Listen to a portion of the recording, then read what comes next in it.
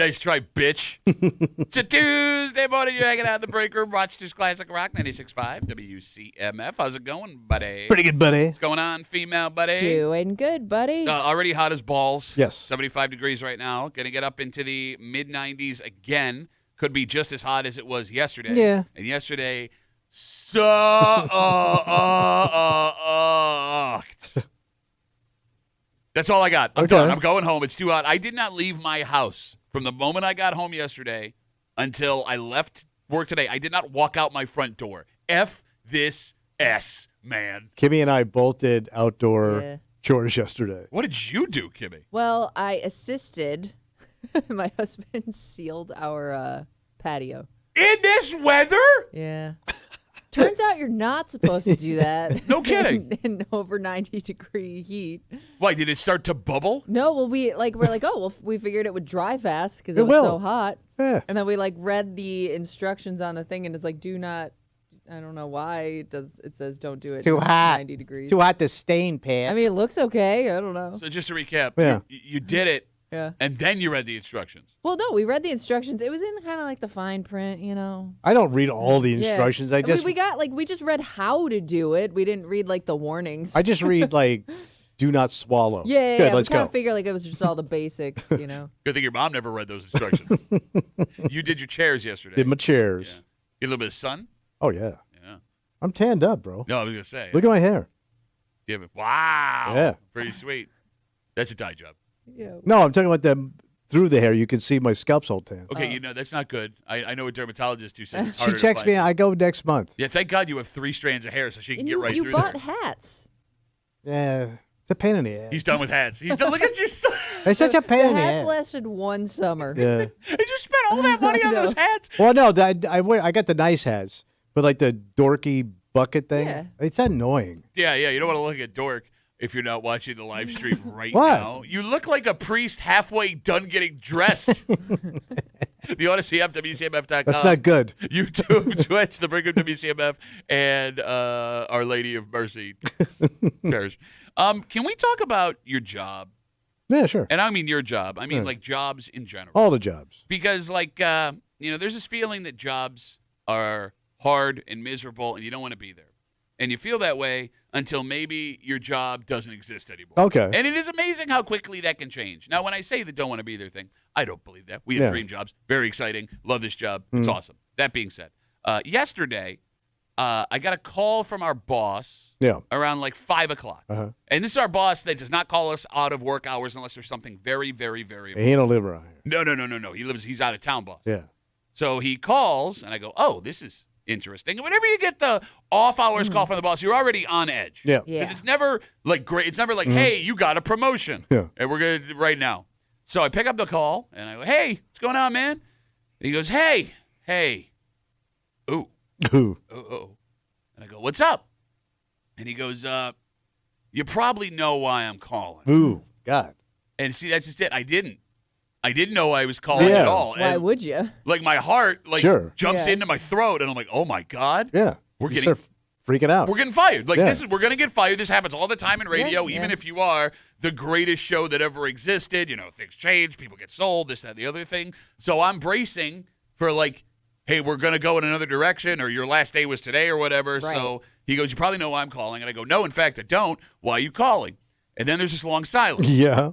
And I mean long silence because apparently the connection wasn't good. Oh. So I'm like, hello? Oh, God. Hello? Hello? And he's like, are you there? And I go, yeah. He goes, so what do you think? And he must have told me while the connection, I go, I think we lost connection. And he's like, I'm freaking out because I can't get it. So finally, connection comes back through. What do you say? It was just, above us stuff. Yeah. Nothing to do with our show. Yeah. But something he felt like he had to let you know. Yeah. Which I understand. I appreciate him calling us and letting us know. We're not fired, obviously, because we're here. But there was a solid 15 seconds, and it felt longer than that because the world stopped, where I was convinced that we, or at least I, had lost my job. Right. And something happened. What happened? I don't know. Even though I was at no risk of losing my job, and I never actually lost my job, when I hung up the phone, I was like, I got to do better at my job. I felt like this new motivation. Like a wake-up call. Yeah, but it was stupid because I was never at risk of losing my Right. job. But once you have got that scared a feeling, little bit. Yeah. Is that, what it was? That's I feel like an idiot. It's like when you almost get into a car accident, and then all of a sudden you start driving better. Like you wake up, oh my God, now I got to really concentrate. It doesn't last that long, but Okay. it's kind of like that. Okay, that's a really good analogy. Like when you guys got that call, did you guys think you were fired yesterday? There's always the potential. Okay. Yeah. So I was pouring a drink while he called, and I said, I'm guessing either way I'm going to need this drink. And it was the same thing. It was like a non-thing. It was nice to call, and stuff, but Yeah. there's no Yeah. big deal. Sure. Yeah. All right. The phone number is 252-WCMF, 252-9263. And here's what I'm curious about. What's Because that? we've had other jobs, but all of us have all worked in this industry for so long. Mhm. It's hard to put yourself back in that spot Yeah. of like, the normal jobs that we had. When you get that off-hours call from your boss, Yeah. is everyone afraid they're going to get fired? Or is it just our business where everyone can get fired all the I time? can't imagine anybody thinking this is not going to be, this has to be bad news. Okay. Well, because I could have another thought too, especially with our boss being out of town. Like there are some times when I'm like, oh crap, did something go wrong? And like I got to go into the office and do something. You know what I mean? Like there's some extra work here coming that needs to be done by a certain time. So now I got to jump back in and do work. Like I'm sure like, especially people that work from home, they may fear that Okay. call. That's a good point. That's like, a good hey, point. we got some stuff that's just came in. You gotta get to it right now. That's a really good point. It's funny though because like I guess it all depends on your job because you Yeah. work in that way. Right. Where like or if like something went wrong here Yeah. and there's nobody else to come in and do it. So hey, can you run in real quick and check on something? see like Tommy and I don't have that because we don't do anything technical. Right. Right. So like there would be nothing he could call us with like, hey, I need you to do this Yeah. right now. It would Yeah. just be like you are not doing anything anymore for this company because you have been fired. Yeah, I've never gotten a call of like, hey, man, great job. Or, good news. I've never gotten, and I've gotten not a ton of those calls, but they're always an issue Yeah. of some sort. Which makes sense because Yeah. look, I mean, you don't want that call at 6:00 saying good job. Like, what are we doing here? Trying to eat dinner. So when I first started in this business, my back went out. So I was out for 3 days, could not move. And I'm in my dingy little apartment on Park Avenue. And our old boss, old man Morgan, calls me up on the phone. I'm like, he goes, how you doing? I go, good. He goes, yeah, the operation went all right. Yeah, blah, blah, blah. I think this guy's great. He goes, hey, you have to stop saying this about this person because it's gotten to my desk. Okay. Yeah. Sure thing. But he did it the perfect boss way. 252 WCMF. We all got a call from our big boss yesterday after work, and that's never a good thing. And the call that I got, he calls and he tells me, you probably know why I'm calling. And I didn't, and I thought that meant we were fired. And then the call dropped out for a second. And then after, he's like, so, yeah, that's how it is. And I didn't hear what he said. So there was a 15-second period where I was like, my job is over. The other thing, your mind starts going like a million different directions, right? I also started thinking, like, in this frozen time period where I have lost the greatest job in the history of the world that I've always wanted, what the hell am I going to do? And I was thinking about that last night, too. Like, if tomorrow they were to fire all of us. Yeah, no job. I don't know what I would do because I'm not qualified for anything else, Yeah, me too. right? Like Kimmy at least has a college degree, and I understand that it's a college degree in advertising. Yeah, and I haven't like really done much with that. But at least you have things the have changed since then. understood. But you have the ability to put down, I have a college degree. Yeah, true. But like this job though, I have learned no like basic office work skills. Because like I know people that we work with, they use like all these I don't resources, I guess that we She have can't even here. tell I don't what- even know what to call it. You open up that thinking box, Like and every it now tells and you then, what the resource be. every now and then somebody will be like, "Hey, can you jump on?" And then they'll call it something. I'm like, I don't know what that is. It's not Zoom, but it's something else. I don't know. So you feel like you would? I feel like I'm a little bit lost when it comes to, I guess, certain things that people use on a regular basis Okay. at work. But you could be trained. Yeah, but I And- wouldn't go into the job, I guess, with knowing those things. You're also the most pleasant of all of us. Yeah. Right. Like And that's not saying much. No. Tommy and I are in weird spots because like your age. Oh, What are you doing? I am qualified to be a dog walker. I think I'd be a really good dog walker. If I called you up and we were going to do an interview and I saw those varicose veins in your leg, I don't think you're making it back with my dog. You know what Tommy is? Tommy's that old guy from the Shawshank Redemption who's bagging groceries. Boss, got to make water?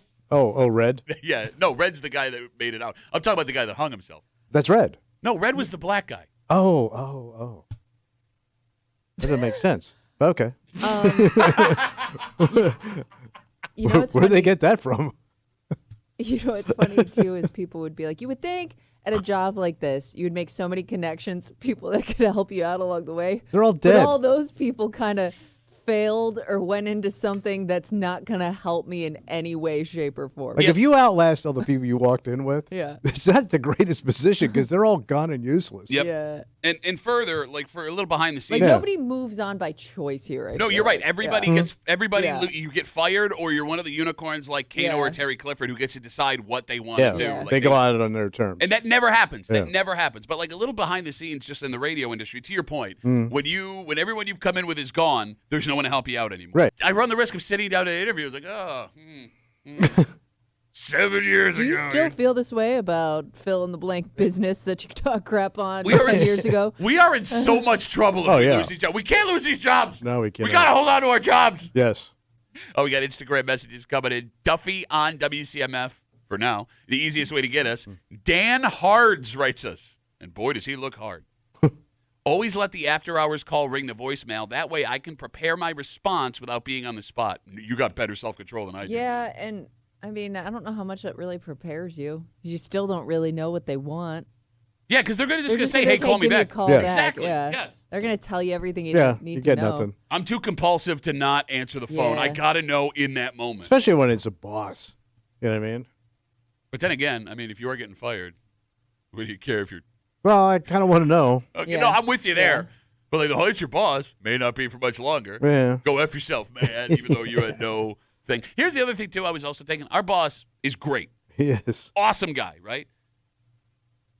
I was thinking in that moment that I thought I was fired, like, you can't be a dick to this guy because it's not his fault. No. But you'd also be very upset that you lost your job. Like, when a boss that you like lets you go, how do you handle that interaction? I guess you just got to be graceful, right? It's hard to do. And remember, you still need that last check. Yeah. You Yeah, know what I mean? I've made that mistake a couple of times. Many people have. If your mom also, when do I come back? And it's funny, you know, we sit here all the time. Yeah. And I believe this most of the time. That, you know, being the boss is easier than being the guy working. Yeah. Right. Okay. That being said, the one thing I could not handle being the boss is having to fire people. Oh, yeah. Some people love it. Those people are monsters. They are. Okay. But they have that gene, that cold-blooded gene. I don't know how, like, because, you know, it's not just you're losing, like, if that person has a family, Oh, if yeah. that person has a mortgage, a car payment. life. I mean, think just where the direction of their life is going. And Yeah. it's like, hey, you're just thinking, like, well, I'm going to be the one to tell you that ain't happening anymore. Right. You don't get to come back anymore. And I don't want to see your stupid face anymore. Oh, plus you got to come back and get all your stuff. Yeah. Because I got a lot of cool stuff here. I couldn't just leave it. I have nothing. I know. Oh, you mean like I thought you meant talent. Thought we were talking talent on the show. Don't say that out loud. Well, no, I mean, they know. Shh. They have. Maybe they don't. Man. There isn't one thing you'd want to take with you on your way out. Nothing. What would I Not take? even your cool new stool. The stool, man. No, leave it here for the next sucker. What about Let him spend 32 years here. That makes me sad there's nothing you feel an attachment to. No, I mean, I don't really. I mean, this is a pretty bleak. I mean, we don't have anything in here. Yeah. I got all kinds of stuff. You just have junk from other rooms. Like, you literally, that's not even your stuff. It's Pat's collection. Yeah. You I just grabbed stuff because you thought you were going to bring it home. I am kind of a work raccoon. Yeah. Yeah. My little hands grab it, bring it in here, and now they're my treasures. Yeah, I know that. I mean, I got stuff from the old show, but what are you going to do with it anyway? What would you come back in for if we got fired last night? I don't know, but I feel like I would have to take something. The computer? Like you got your hands out towards the board. I mean, like, there's stuff in, like, that cabinet, I guess. I got my little trophy back there. Oh, you got to get your trophy. Got to get my trophy. From the kiosk crew on our Yeah. live. Would you take the star chart? Yeah, just out of pettiness.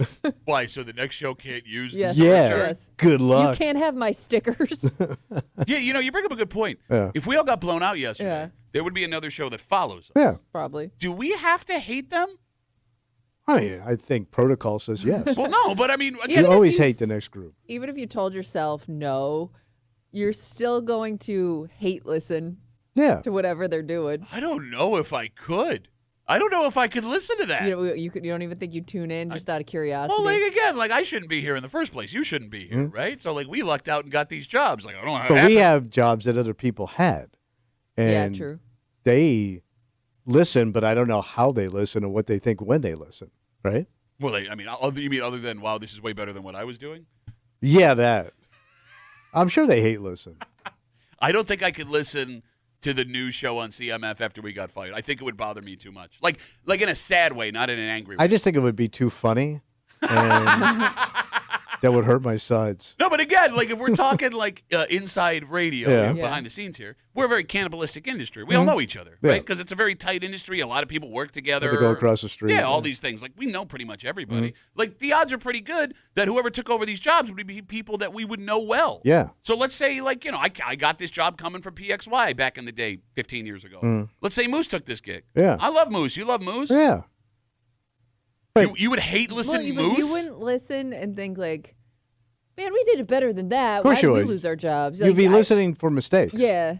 It'd be not- like going to a NASCAR race looking for an accident. Okay. I don't want to be that guy. Yeah. But everybody's that Yeah. guy. But that's no what- matter It's how human much you like nature. the person.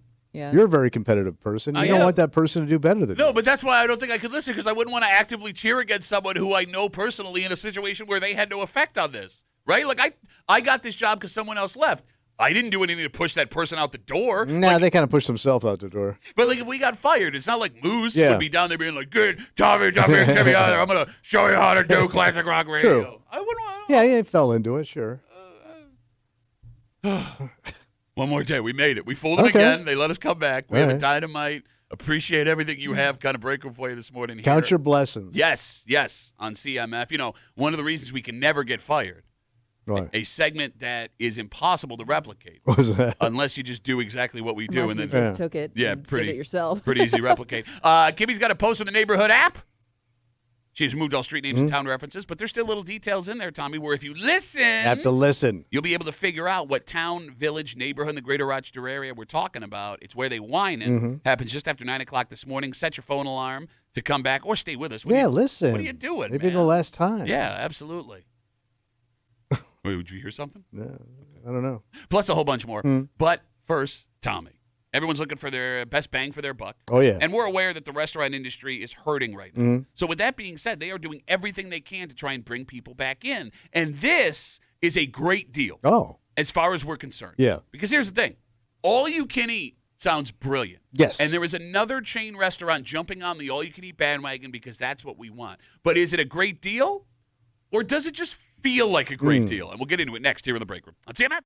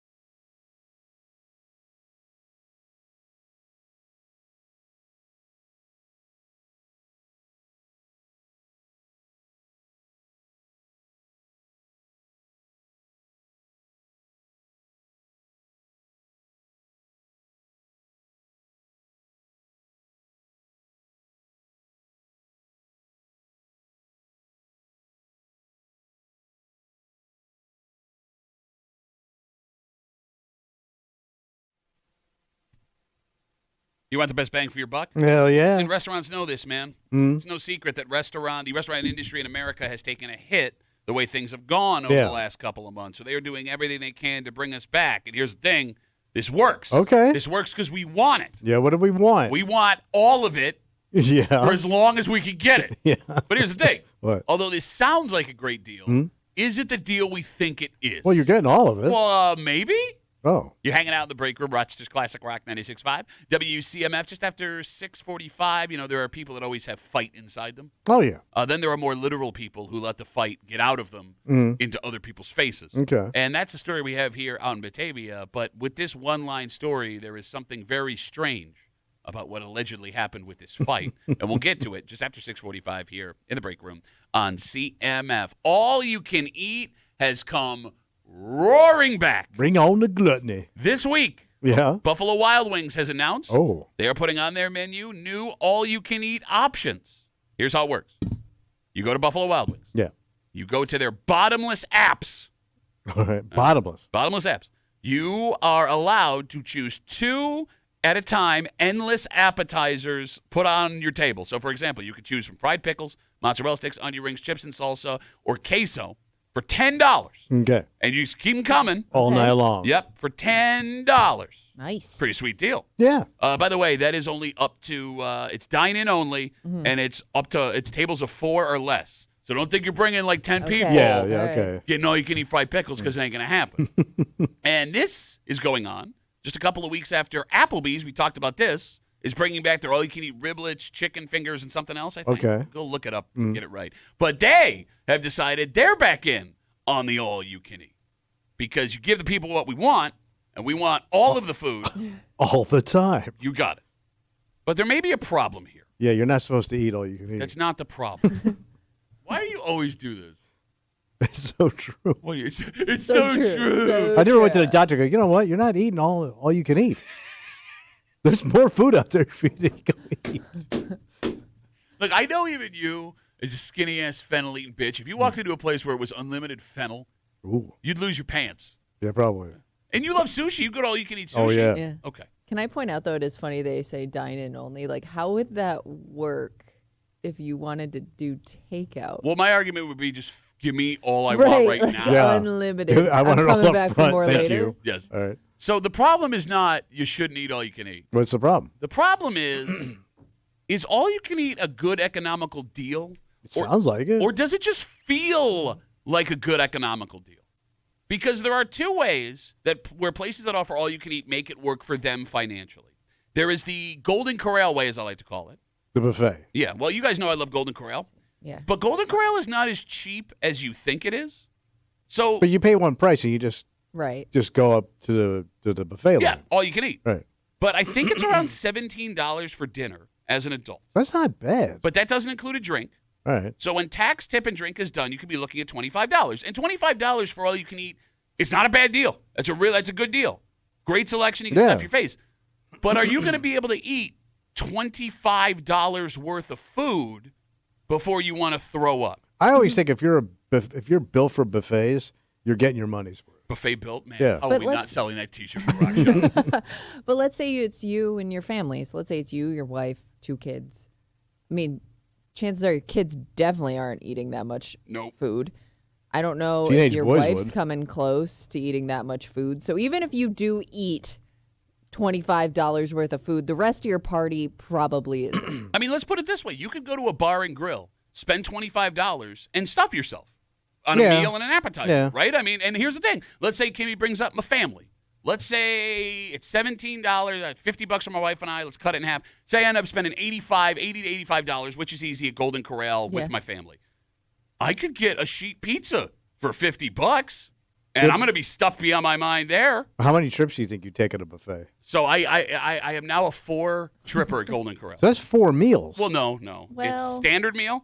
You load up. Yeah. Yeah. Then And you then go you- back for like sides. No. Then you go back for second meal. All right. Second meal. Then you go back for like the little stuff that's Yeah. delicious, and then you go for the And then dessert. you're full. Okay. No, dessert. You gotta go. They got the chocolate. That's really almost 4 meals, though. No, I understand, but if I get a sheet pizza and I split it with my family, I'm And eating get leftovers. Oh, But you don't get all those potentially. variety of foods. You're That's right. true. You're You know what I right. mean? The And there's variety something is really about- what you're paying for. There's also fun to have access to their food.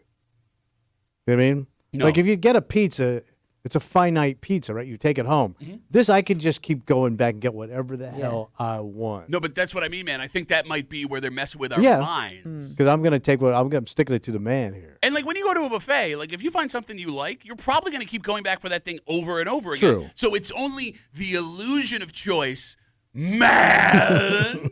Do they limit you at a table?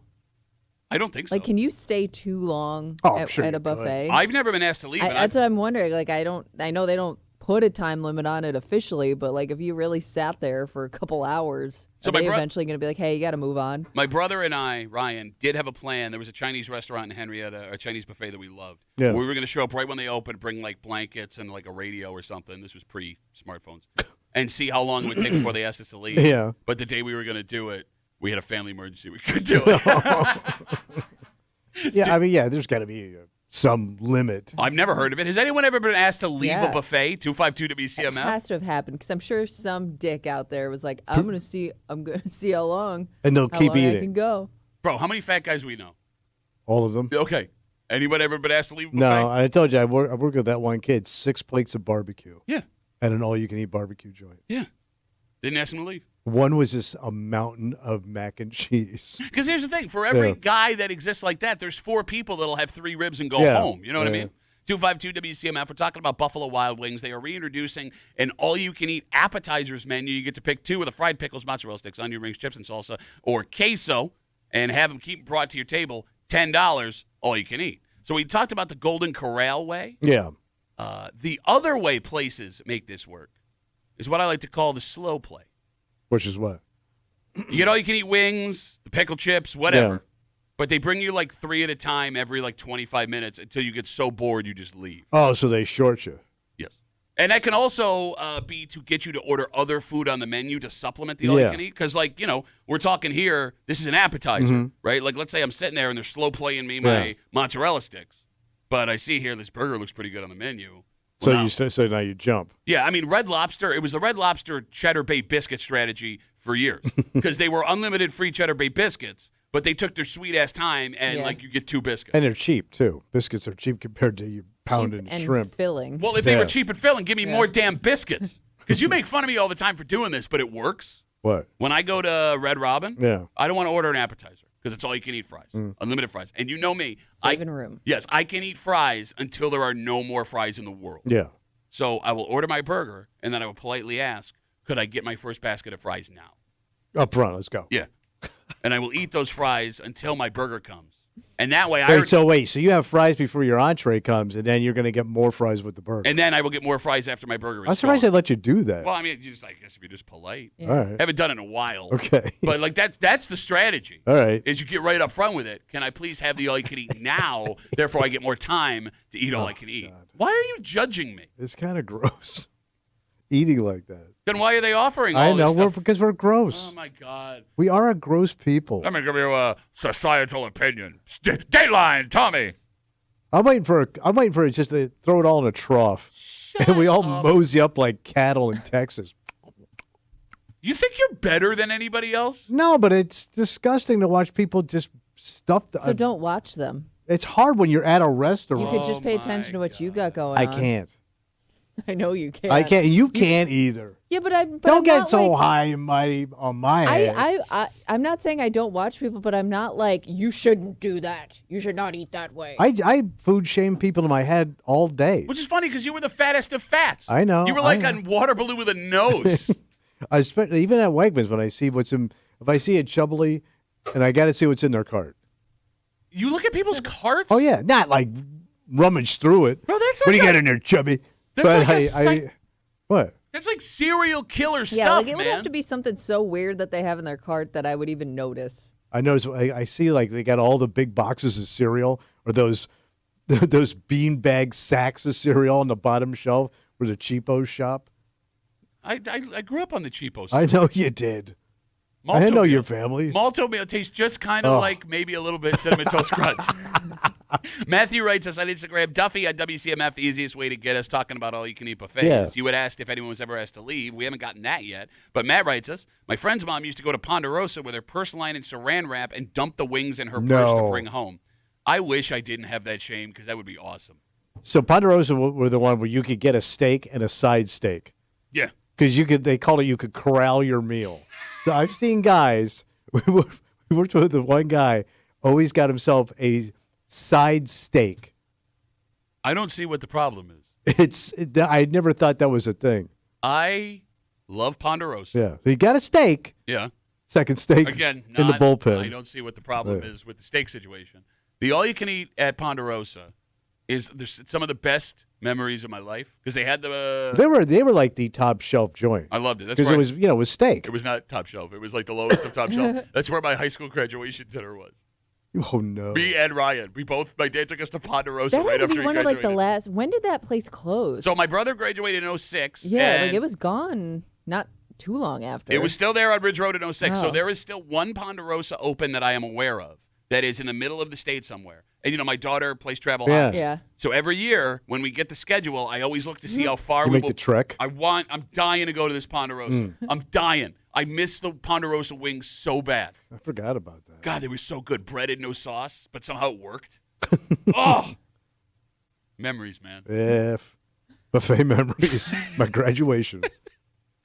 Well, look, man, you Yeah. could maybe the all-you-can-eat buffet keeps some people sane, Okay. right? It's something to look forward to. Sure, it's a little treat. Because, once your life starts spinning out of control, all kinds of bad things can happen. Get tough. Like, you would think this guy would have everything lined up. He's been around long enough to do it, but that's not the case, What at least happened? according to police. I'm going to tell you what happened, and here's the thing. We don't really know what happened Oh. because it's another one of our break room one-line stories, but this is such a unique situation. There's enough here for us to have to break it down. All right. And we'll get into it next here in the break room. Let's see that.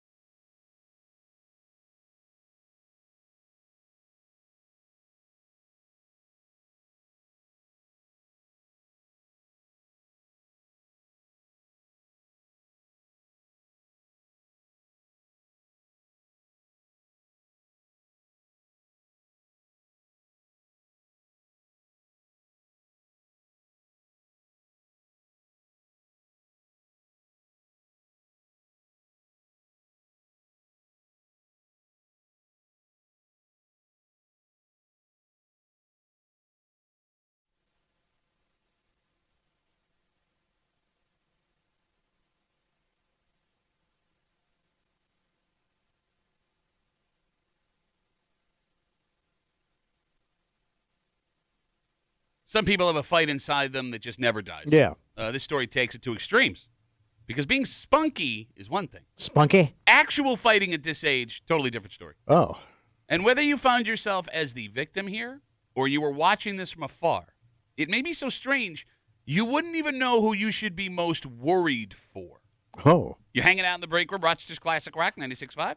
WCMF, we have something to give you. What are we going to get? The Sterling Renaissance Festival returns for 7 fun-themed weekends. You can head to the contest page right now at WCMF.com. Enter for your chance to win a four-pack of tickets to the Sterling Renaissance Festival one-day admission during the 2025 season, courtesy of Empire Attractions. I'm going to do my Middle Ages voice. Yeah, go ahead. This all-ages, family-friendly festival offers a 360-degree experience with amazing sights, sounds, authentic foods, and the feelings invoked with the shows. Saturdays and Sundays only, July 5th, August 17th. Is that what they sounded like? Skip the lines and order tickets online at sterlingfestival.com. What do they sound like? I don't know. You tell me. Well, you're going to make fun of my impression? You can't do it better. Well, I'm just saying middle age. You talk like this. I'm the king of England. You will fight the Crusades. What do they sound like? I don't know. Yeah, see? That's what I thought. I am not entertained. That's what I just did. You just copied him. And you did the voice from, like, the Roman. You did the line from the Romans time. Yeah, Are yeah. you not entertained? Well, isn't it the same time? No, it's is it? I don't know. Romans and Middle Ages Rome? No. Is that the same thing? Was it the same time? Yeah. Does Gladiator take place during the Middle Ages? Yeah. No. What was medieval? Middle Ages. No, they can't both be the same thing. It's like saying Middle Ages and medieval. You can't say disco happened at the same time as the big band Ancient era. Rome happened first. Hey, Middle John. Ages. Welcome to ancient Rome. The same voice I was just doing, you dick. Okay. This story comes to us from Batavia. Yeah, what happened? It's another one of our famous break room one-line stories. Are you ready? Yep. All right. Quote, a 76-year-old man was charged with harassment after a fight on Main Street. 76-year-olds getting into a tussle on Main Street. Okay. Wow, no. Old man on Main Street. Are you not entertained? Now, here's the thing. But, That's all we know. Right. We don't know why there was a fight. We don't know who he was fighting with. We don't know what could have started but it. he's in trouble. Yes, he has been arrested. The story with almost no details ends with a guy in his mid-70s arrested for getting physical. And to the point you just made, the most telling detail in this one-line story may be what's not included. What's that? No one else was arrested. Right. So either he kicked some serious ass and was the only one charged, or the other person just let this old man do what he was going to do without doing anything back to him. Okay, that could be. Okay. So I want everyone right now that can hear us to picture something in their head. Yeah. A 76-year-old man you are watching fighting someone from a distance. And Tommy, let's say in this hypothetical scenario, you have a 76-year-old man throwing punches at a 40-something-year-old man. Okay. Who are you most nervous for in that scenario? Well, the old man. Because But he's going to die. But he's throwing the punch. I understand, like, who I think is going to get hurt. Well, who are you most nervous for? Nervous. I would say the old guy. Kimmy, would you agree? If I was going to be nervous. Okay. Not just entertained. Are you entertained? I am very entertained. Because, like, here's the thing. Yeah. Do you think the average 40-year-old man could keep his hands down and take a couple of punches from the average 76-year-old man? Because you would either have to do that or run away. Or just, like, try to keep him at bay. Well, no, Right, because you like put your try to- hands on him and he falls the wrong way. You can, Yeah. I mean, a 76-year-old man falling from standing height could die. I'm not trying Oh, to be yeah, a dick. that's true. That's a thing that could happen. Yeah. So any contact you make with him could be fatal. So you'd have to dodge him and duck him? I know. Either take the punches or run away from a 76-year-old man Right. at 40 years old. See, you're laughing right now just thinking about it. Oh, God, that would be so funny to watch. Would you blame, all right, let's say the 76-year-old man, what are you doing? I had to right away, gets up, punches the 40-year-old man in the face. Would you blame the 40-something for then engaging in a fist fight? No, I I mean, mean, if yeah, the guy once a- punched you, no. But he's Punches 76. thrown. Yeah, but oh. You could beat him with his cane, man. I mean, Jesus. Okay, now look, you should always walk away.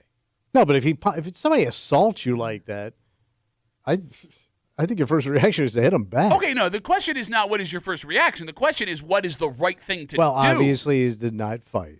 252-WCMF, 252-9263. Because, again, it's not just about morals here. It's not just about protecting the elderly who can't control themselves, Yeah. according to the story here. It's about what your life could look like if one punch ends a 76-year-old man's life or puts him in the hospital Yeah. or people watch you haul off and slug a 76-year-old man. No? You make a valid point. I am very surprised you would be okay with a man in his 40s hauling off and cracking Well, a I mean, 76-year-old. at that age, what are you doing, man? 76? Yeah. What is your problem? Like, you should have enough common sense at Not that engaged. age to just chill out. You ain't going to be here much longer, man. Stop being angry. Okay. It all ends for us. Relax. Well, look, man, that is a great way to look at life. Suck in some air. I agree with everything you're saying. However, Yeah. we have talked before on the show about how it feels like older men, especially, are getting angrier. Yeah, because they're all men are control freaks. Okay. And as you age, you start to lose a lot of control over your life because your health and this and that, you don't have a job anymore, and it's a very strange time for a man to be in. So the anger builds up because you don't get to control anything, and nobody takes you seriously anymore. And you have way too much time to think about it. And nobody wants to hear your stories. And you're right. So, like, all that compounds into an old man. Okay. Some guys like Frank that calls up, burns one, has a big grin on his face, and he's happy to be around still. Other guys stomp around pissed off. Okay, but you sit here and you go, it's going to end soon. Relax. When you have that take, and I believe you're right in what you're saying, how do you relax in that situation? You got to teach yourself. Okay. At 76, you have also said, I'm too old to learn anything new. That was a quote from you yesterday. Don't listen to yesterday me. Quote, Like I was an idiot. quote Tommy B. Lake from yesterday, all learning blows. All learning blows. I also said I already spent all your money. No, but I think a lot of old men are just really frustrated. Okay. I mean, that could lead to, if the allegations are true, this 76-year-old man being arrested for harassment after engaging in a fight with someone. And again, we don't know the age of the other person. Yeah. Also, it doesn't seem the other person was arrested. Right. You would also think like self-preservation should start to kick in It more would. at that age. Like you think like you'd avoid these things just based on your own, like just keeping yourself alive. Okay, but here's the thing, Kimmy. And you're right, it goes the opposite way. Don't know why. Fighting is one of the few things in life where the longer you go without doing it, the better you think you are Yes. at Okay. it. Yeah. Right. Because you Forget. forget the pain. Exactly. Like You're if you not get, humbled. yes, if you get in a fight, you remember how much it sucks immediately to get in a fight. But if you go a couple of years, you start overestimating your strength. You start overestimating your ability to take a punch. Or think you still got it. You forget how it hurts like a bitch. For a long, and it's going to hurt for a long time when you old. And by the way, that's the best case scenario because, again, people get killed all the time Sure. in these altercations, right? But I don't know, man. Like people your age, Tommy, they start watching Duster on Netflix. You get all riled up. Such a good show, though. 252 WCMF 252-9263. Okay, going back to this actual story in Batavia. Yeah. The allegations here: this 76-year-old man arrested for harassment for getting into a fight. Do you think the majority of men would have the self-control to not engage physically with a 76-year-old man who punched them? So, like, take the average 45-year-old guy. Anyone from 20 up into 76. All right. Well, no, I guess that wouldn't work. 20 to 50. I think it depends on whether you felt you didn't deserve it or not. Okay. Like, if you bumped some guy and he just turns around and just nails you in the face, you're going to flip out on that dude. Physically? I think so. Okay. Like, what the F, man? Yeah, like that first reaction is, why are you doing this to me? Like, it would piss you off. I'll tell you what would piss me. Okay, you're right. The fact that it's an overreaction would bother me. You know what would bother me more? Go ahead. You don't throw the first punch in a fight unless you think you can kick that person's ass. Is that a fair statement? Yeah, smart way to think about it. Okay, so if I'm doing something Yeah. and some 76-year-old gets so angry with me that he hits me in the face, I'm not offended you got upset.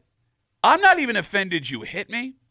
I'm offended you think you can kick my ass All at right, 76. so now it's a challenge. Well, yes, but here's the thing. Here's Right. the thing. I would like to think, personally, I have the self-control not to him back. But what if he says something to you that also pisses you off? What's Like he say? he says something demeaning. I would need to hear what that demeaning thing would be. He from would call an you, old man. he would call you a pansy, or I mean, like, question your manhood, question your intelligence. Like, he would just insult you. insults you or your family. Yeah. Ooh. Because I think it goes beyond you. Like that's when guys really get, like they feel like they have to do something about it. If it's about like their wife, kids, whoever. Yeah. I would still want to think I'm not going to hit him. He's 76. You could turn him into dust. So let's say your wife is in an argument, and he turns like, "Hey, why don't you control your wife over there? I wouldn't let my wife act like that in public." Well, then and he'd have to hold back his boom. He wife. punches me in the face. Insults you, insults your wife. I'm sorry, No, you're good. and then punches you. Would you let your wife punch him in the face? I think I would prefer my wife punch him in the face. I mean, that's going to be, you know how tough I am. Big old tough guy. What if he insults your children? Your kids are running around like my kids running around like that. I mean, punches me in the face over my kids running around. No, I can't hit him. I can't hit an old man. I can't do it. And God forbid, too, the other fear, like in the back of my head, there would be this tiny, tiny fear that if I did engage in this fight, what if I get my ass kicked by a 76-year-old man? All of a sudden, he's like martial arts guy. Yeah, like out of nowhere. Like I find the one like toughest 76-year-old man on the planet, which, by the way, every 76-year-old man thinks he is. Yes. And it's Hollywood's fault. You guys really have to stop watching these movies and shows that show guys over 70 kicking ass. Hell, over 50. Because all it's doing is setting you up for a disaster. Yeah, but that's we're the only audience for Hollywood anymore. But it angries up the blood. Well, yeah, that's what we like. No, but it's going to get you hurt, man. Like, I'd like to meet the 76-year-old guy, and I'm not even tough. I'm not even a tough guy. I don't think there's a 76-year-old man on this planet that can knock me out. You know, there are some guys that you look at him and go, Jesus Christ, man, this guy really is dialed in with his fitness. Yeah, but they're still 76. True. But they look like they could go short. They could do some damage. Okay, maybe. Yeah. We'll find out. But that's, man. But that's both of my brothers are what you speak of. Okay.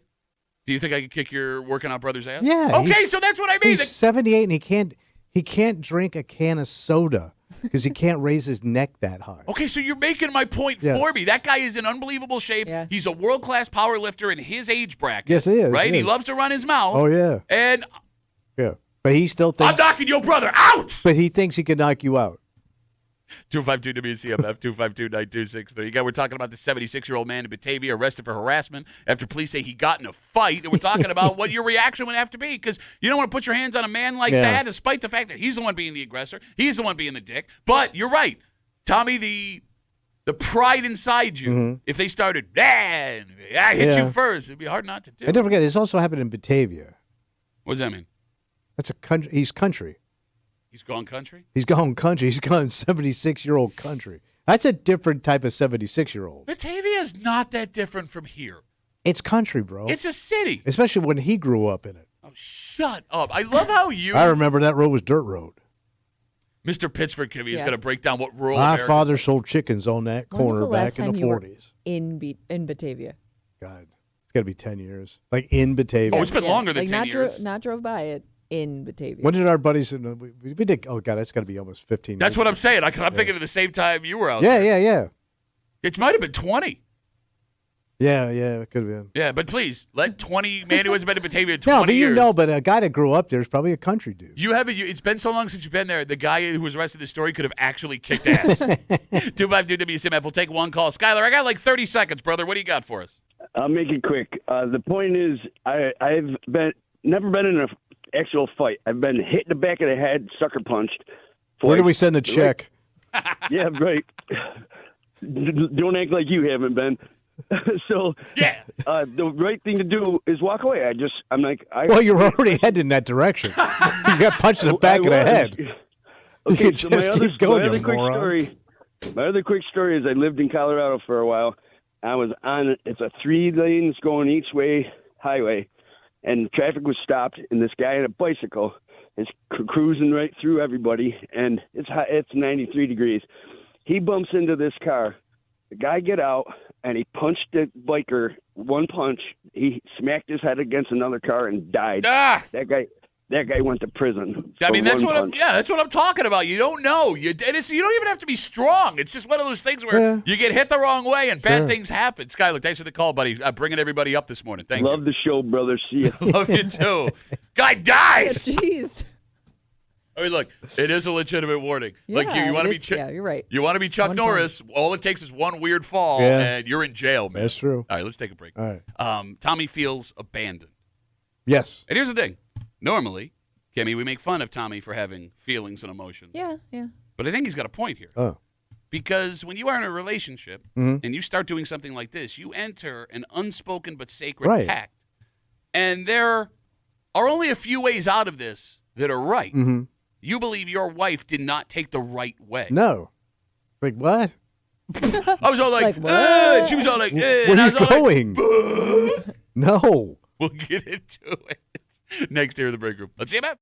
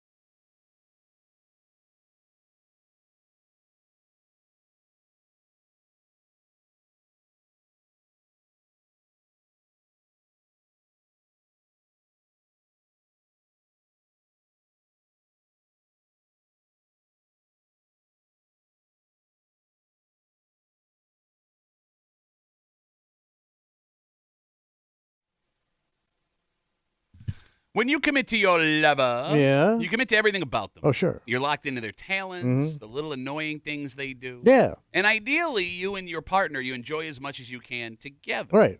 That last thing has someone in this room very upset. Mhm. Because, Tommy, your wife committed to this with you. Yeah. Now you feel abandoned Oh, yeah. It is abandonment. to the point where he now does not know how to go on without her. How do I push through, Pat? You're hanging out in the break room, Rochester's Classic Rock 96.5, WCMF. Just after 7:25, 7:30, it's going to be a bajillion degrees again Yeah, today. buddy. And with the heat yesterday, we got a Instagram message from a gentleman yesterday.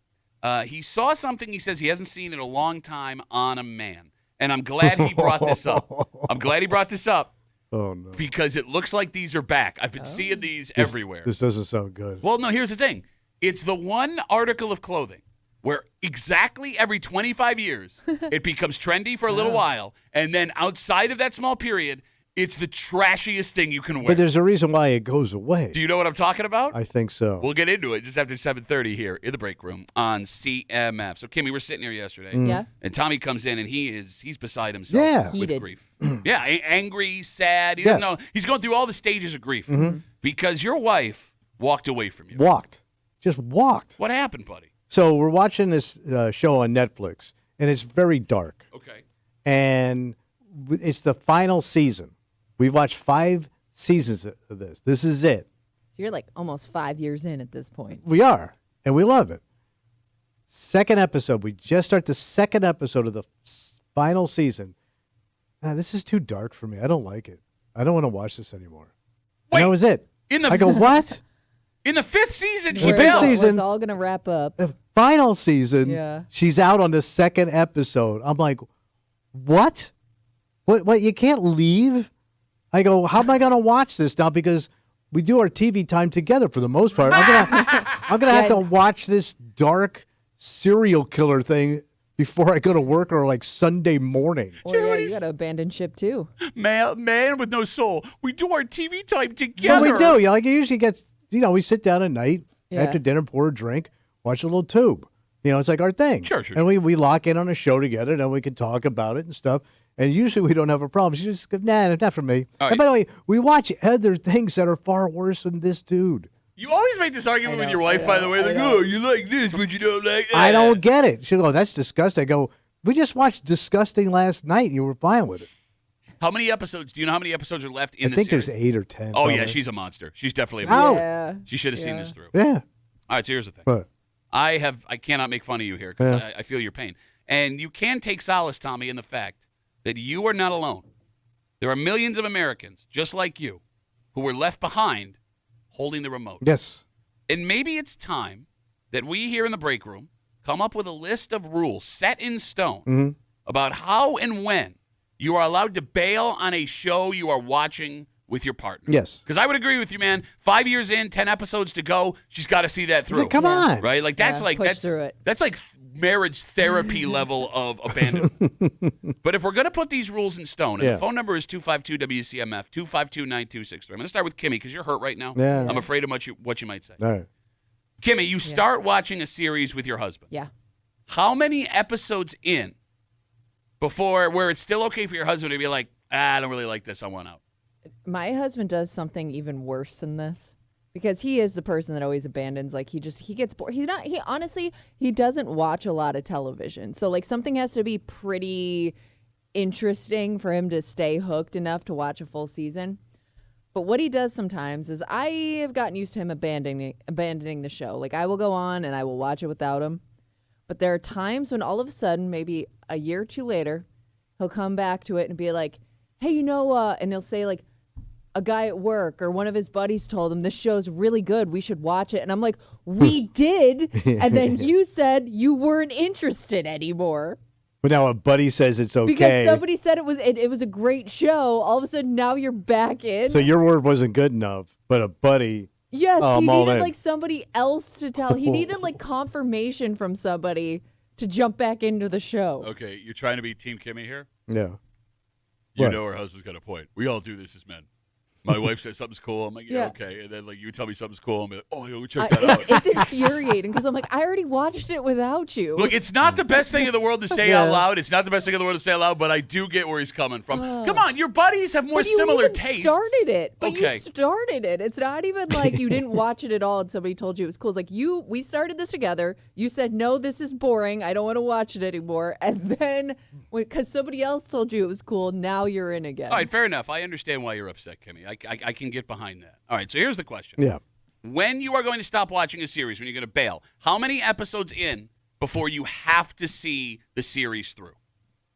Well, you got to be if you're at the tipping point of 5 in on a 10-episode series. So if you're halfway through the first series, Yeah. or the first season, You gotta finish out the season. okay. So once I have hit the majority of the episodes, Yeah, once you go episode 5, I think you should see it through. okay, and you're also saying that if you get past that point, if you watch the first season, does your partner then have to watch the second season with Well, you? just make a decision before we start it again. Okay. How do you both decide if you don't like a series you're watching together? I think you naturally start tuning out. Like you'll get up to go do stuff. Yeah. I think it just happens naturally where like you realize neither of you are even paying Right, you don't attention even. anymore. I got to get up. Oh, don't bother pausing it. I'll be right Yeah. back. Like, Okay. you don't really care. But like one person would have to say that for you to be like, oh, I realize she doesn't like it. Because you Yeah. could get in this Mexican standoff of not wanting to hurt the other person's That is true. feelings, That is where you're true. both stuck watching a series that nobody wants Yeah. to watch it. All right. Maybe there is a compromise with this whole thing. What's that? And what we can fix with you here with your wife. What's that? Again, 252 WCMF. If you're just joining us, Tommy is watching. People are asking on Instagram what show you're watching. You. You? Mhm. You? No, you. You? No, you. You. Tommy and his wife are watching You on what streaming service? Netflix. On Netflix. It's a serial killer. They've But been he's charming. Spoiler alert, everybody. And he's handsome. He's a handsome, charming killer. And some of the people you like to see be killed. Okay, nobody asked you that. It's a fun show. I kind of get why your wife It's didn't want to watch it really with you fun. anymore. Wow, they're murdering everybody. It's Hey, got- that guy deserved it all. It's got torture. It's got everything. Dear God. He and his wife have watched 5 seasons together. The second episode into the final season season, finale, or the final season. she is bailed. Bailed. And she's not coming back. All right, here's the compromise. What? You ready to keep partners from bailing on series? We do not watch anything else together until you are done watching Oh. the show that she So bailed I got to on. catch up on. Yeah, I got to finish it out. Then we get back to couple watch. that's fair, right? Because you're right. She'll never agree to that. No, but- because That's she's gonna going to take want a to while. watch something else. No, I understand she's going to want to watch something else, but you want to watch something else as a too. group, as a couple. Yeah, well, I mean, you said it yourself. Like, you only have so much TV time. Right, together. Exactly. And even together, like, when the day is done and the kids are in bed or whatever you Yeah. got going on, why am I now not able to finish my series I know. because you bailed? I think that it is fair. If we made it like an international law, because Yeah. there's not anything going on internationally right now Okay. that would take up any No, attention. everybody's chilled out. If you bail in a series, All right, I like it. you no longer watch together until your partner is done. So couple watching is on pause. Yes. And you made like this choice. I didn't make this choice. I You know. made this choice. I know. Fair enough? I like it. Okay. Is that fair, Kimmy? I think that's fair. But I'm also the one that wants to finish the series most of the time. No, so that's what I I'm don't know, saying. Ask my husband. Have you ever bailed on your husband on a series he was No, watching? I'll just stick with it. Like if it's something he's interested in, I don't mind watching it. So she's done it to me in 2 other things we've watched where this is too rough. This is too gross. And she's out. But we watched like a bunch of it, and all of a sudden it just gets to her. I'm surprised that you and your wife have so many things you can watch Yeah. together based on. Well, we're older. Well, no, but I'm saying, like, I know you Yeah. as a person Yeah. and your tastes. Mm-hmm. And I know your wife, and I don't know her tastes as well. So my wife doesn't like really, really dirty, vulgar, raunchy humor. Okay. She's going to be out on that. So I told you I'm watching a show right now, and you said, did your wife like it? I go, didn't even broach the subject. Gotcha. Knew she'd be out. Mhm. But then we watched this other one about the Tour de France and how they prepare for these races and Wow, stuff. why does she not want to watch stuff with you? She loved it. We're sitting down to watch a documentary about the Tour de But then there was a bunch of road rash, and she got grossed out. She goes, I can't watch this anymore. Okay, So I I kind of got that one. And then we watched one on rugby where the guy kind of lost an ear, and then she was kind of out on that one. Again, no, I kind of get it. How do you kind of lose an ear? You either lose an ear or Part you of an don't ear. lose an ear. Bro, this thing got... Ah! Yeah. I mean, it was kind of an ear, but not a really good one. A detached ear. Yeah. You know, I'm always curious, and the phone number is 252-WCMF, 252-9263. How couples start series together knowing that you're both going to like it? Because, like, my wife and I don't even try anymore. Oh. We watch nothing together. No, I take that back. We watch the Conan O'Brien travel show on HBO Max. Okay. That's what we watch together. Every That's now it. and then you stumble upon something. I've never stumbled upon anything with my wife. She likes her fantasy-ass shows with, like, dragons and time travelers and other weird crap, and I enjoy good things, so they don't really, like, mesh together. But I like some chick stuff that you think is completely sissy viewing. Can you give me an example? Downton Abbey. You watch Downton Abbey? Yeah. Is it for the outfits, you bitch? Yes. You and my mom would have so much to talk about. I know. Yeah, also where they get their hair done. And I get my hair done. So I do. You watch Downton Abbey? We watched all the seasons of Downton Abbey. And then I watch Below Deck, which is for women. Oh, that is a Tommy woman and show. Actually, we pretty much watch all of the. You watch slightly more than I do, so there are some things that I'm like, I haven't gotten to that yet. But your husband watches for the Below most Deck. part. Yes, that is one show we share Right. together. Which is kind of weird. I don't. I don't know why he likes that one, but that one he's sucked into. Yeah. So we watch. So we have like interests and things I can watch. Okay.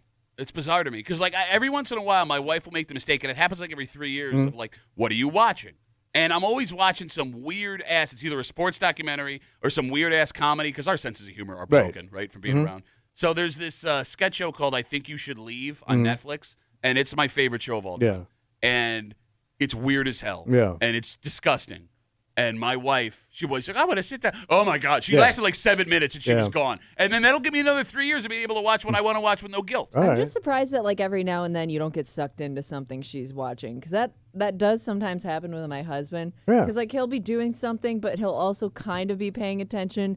Then he'll slowly creep into the room and ask some questions about what's going on, and then he ends up sitting down to watch it. It's never happened. My wife and kids will watch Grey's Anatomy together. My wife and daughter will watch those 911 shows that she loves because Yeah. she's a 60-year-old woman, my 12-year-old. But no, I'm never happens. But I even got into this is funny. You can laugh at me. You can laugh at me if you'd Yeah, like. this is a good one, Pat. So I started watching The Real Housewives of Miami because the one chick was in this documentary about cocaine, and it had Martina Navratilova in it. So I go, is that Martina Navratilova? I go, I got to watch this, man. I didn't even think she was around The anymore. former tennis player. Yeah, she one of the greatest tennis players of all time. Yeah. She's in this Miami one, so I started watching it. You and look I- like you're dressed as somebody at one of their parties. Yeah, I already had the shirts. Kimmy, he just said out loud, Oh, I had to watch I this watched reality it, show so I get it. I on don't- account of Martina Navratilova. Yeah, I didn't think she would be in it. I mean, she doesn't fit the bill of these women. You look like a less athletic version of Martina Navratilova. That's a high compliment from somebody from my generation. You know, Matt writes us on Instagram, Duffy on WCMF is the easiest way to get us. And I think this is probably the most common thing. I'm just guessing. What's that? For couples watching these series together. He says, my wife goes on TikTok while I watch what I want, but most of the shows we watch together, you're not really watching it together. She's on TikTok. Yeah, Right? Like, that's true. you have to. You can't be on two different services at the same time. And I would be doing that. And I do feel like that's disrespectful to my wife. Like, my wife wants to show me these things because she's into them. Yeah. Yeah. I just don't have the patience. Because, like, there's been times where she's been like, ooh, watch this. And I'd be like, a dragon laid an egg, and now there's a sword, and that woman murdered another guy. There's blood everywhere. Oh, that guy in a kilt's a time traveler. It doesn't make any effing sense. It's the stupidest show I've ever seen. I hate it. And she's also in on, like, the most trendy news shows. Like what?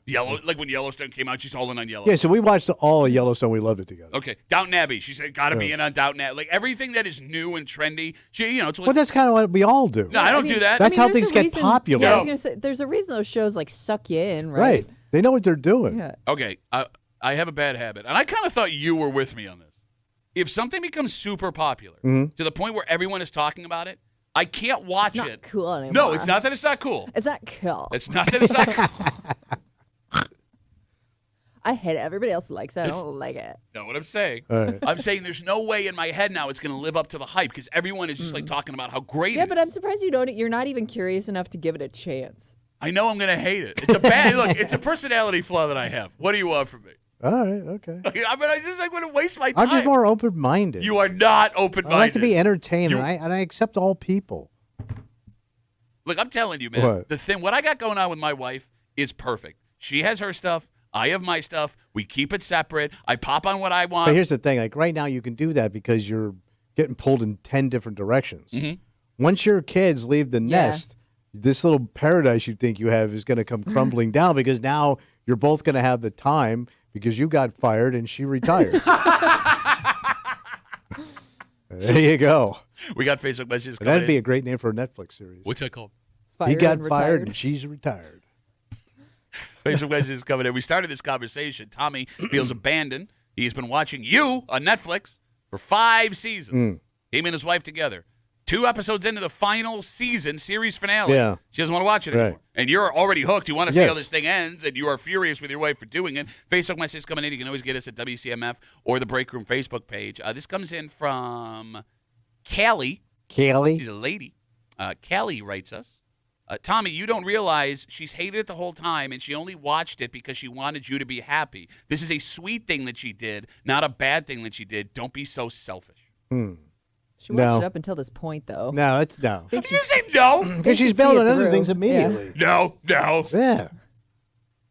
No, I mean, she kind of makes a point there. If she's bailed on other things immediately. So you think this is purely selfish on your wife's point? I just think, like, come on, man. It's not that hard. We watch other things like if this was the only dark, violent thing we watched, I would say I get it. Okay. But we watch things far worse all the way through. Okay, I don't know why you're yelling at me, I man. don't know I'm either. on your side. Like, it doesn't make sense to me. I'm with you, man. I'm with I like you. to think I can embrace all types of horrible violence. I mean, like, bro, you bring that up. I did start to get alarmed about my wife Yeah.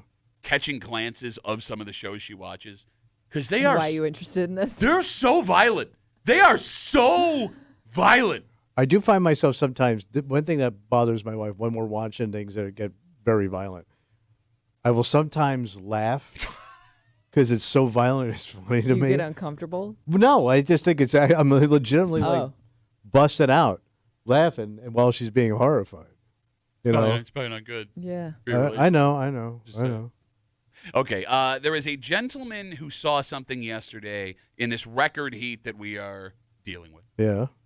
that he hasn't seen in a long time. Okay, this doesn't sound good. No, Mike. I think he nailed it because I've been seeing these as well, and that's why we're going to bring it up here. And it's a very strange article of clothing Oh, because exactly every 25 years, for a short period of time, these become trendy again. what the hell is it? And outside of this short period of time, Yeah. every quarter century, they are the trashiest things you see on a man or a woman. And I think they're back. Oh. We'll get into it next here in the break room on CMF.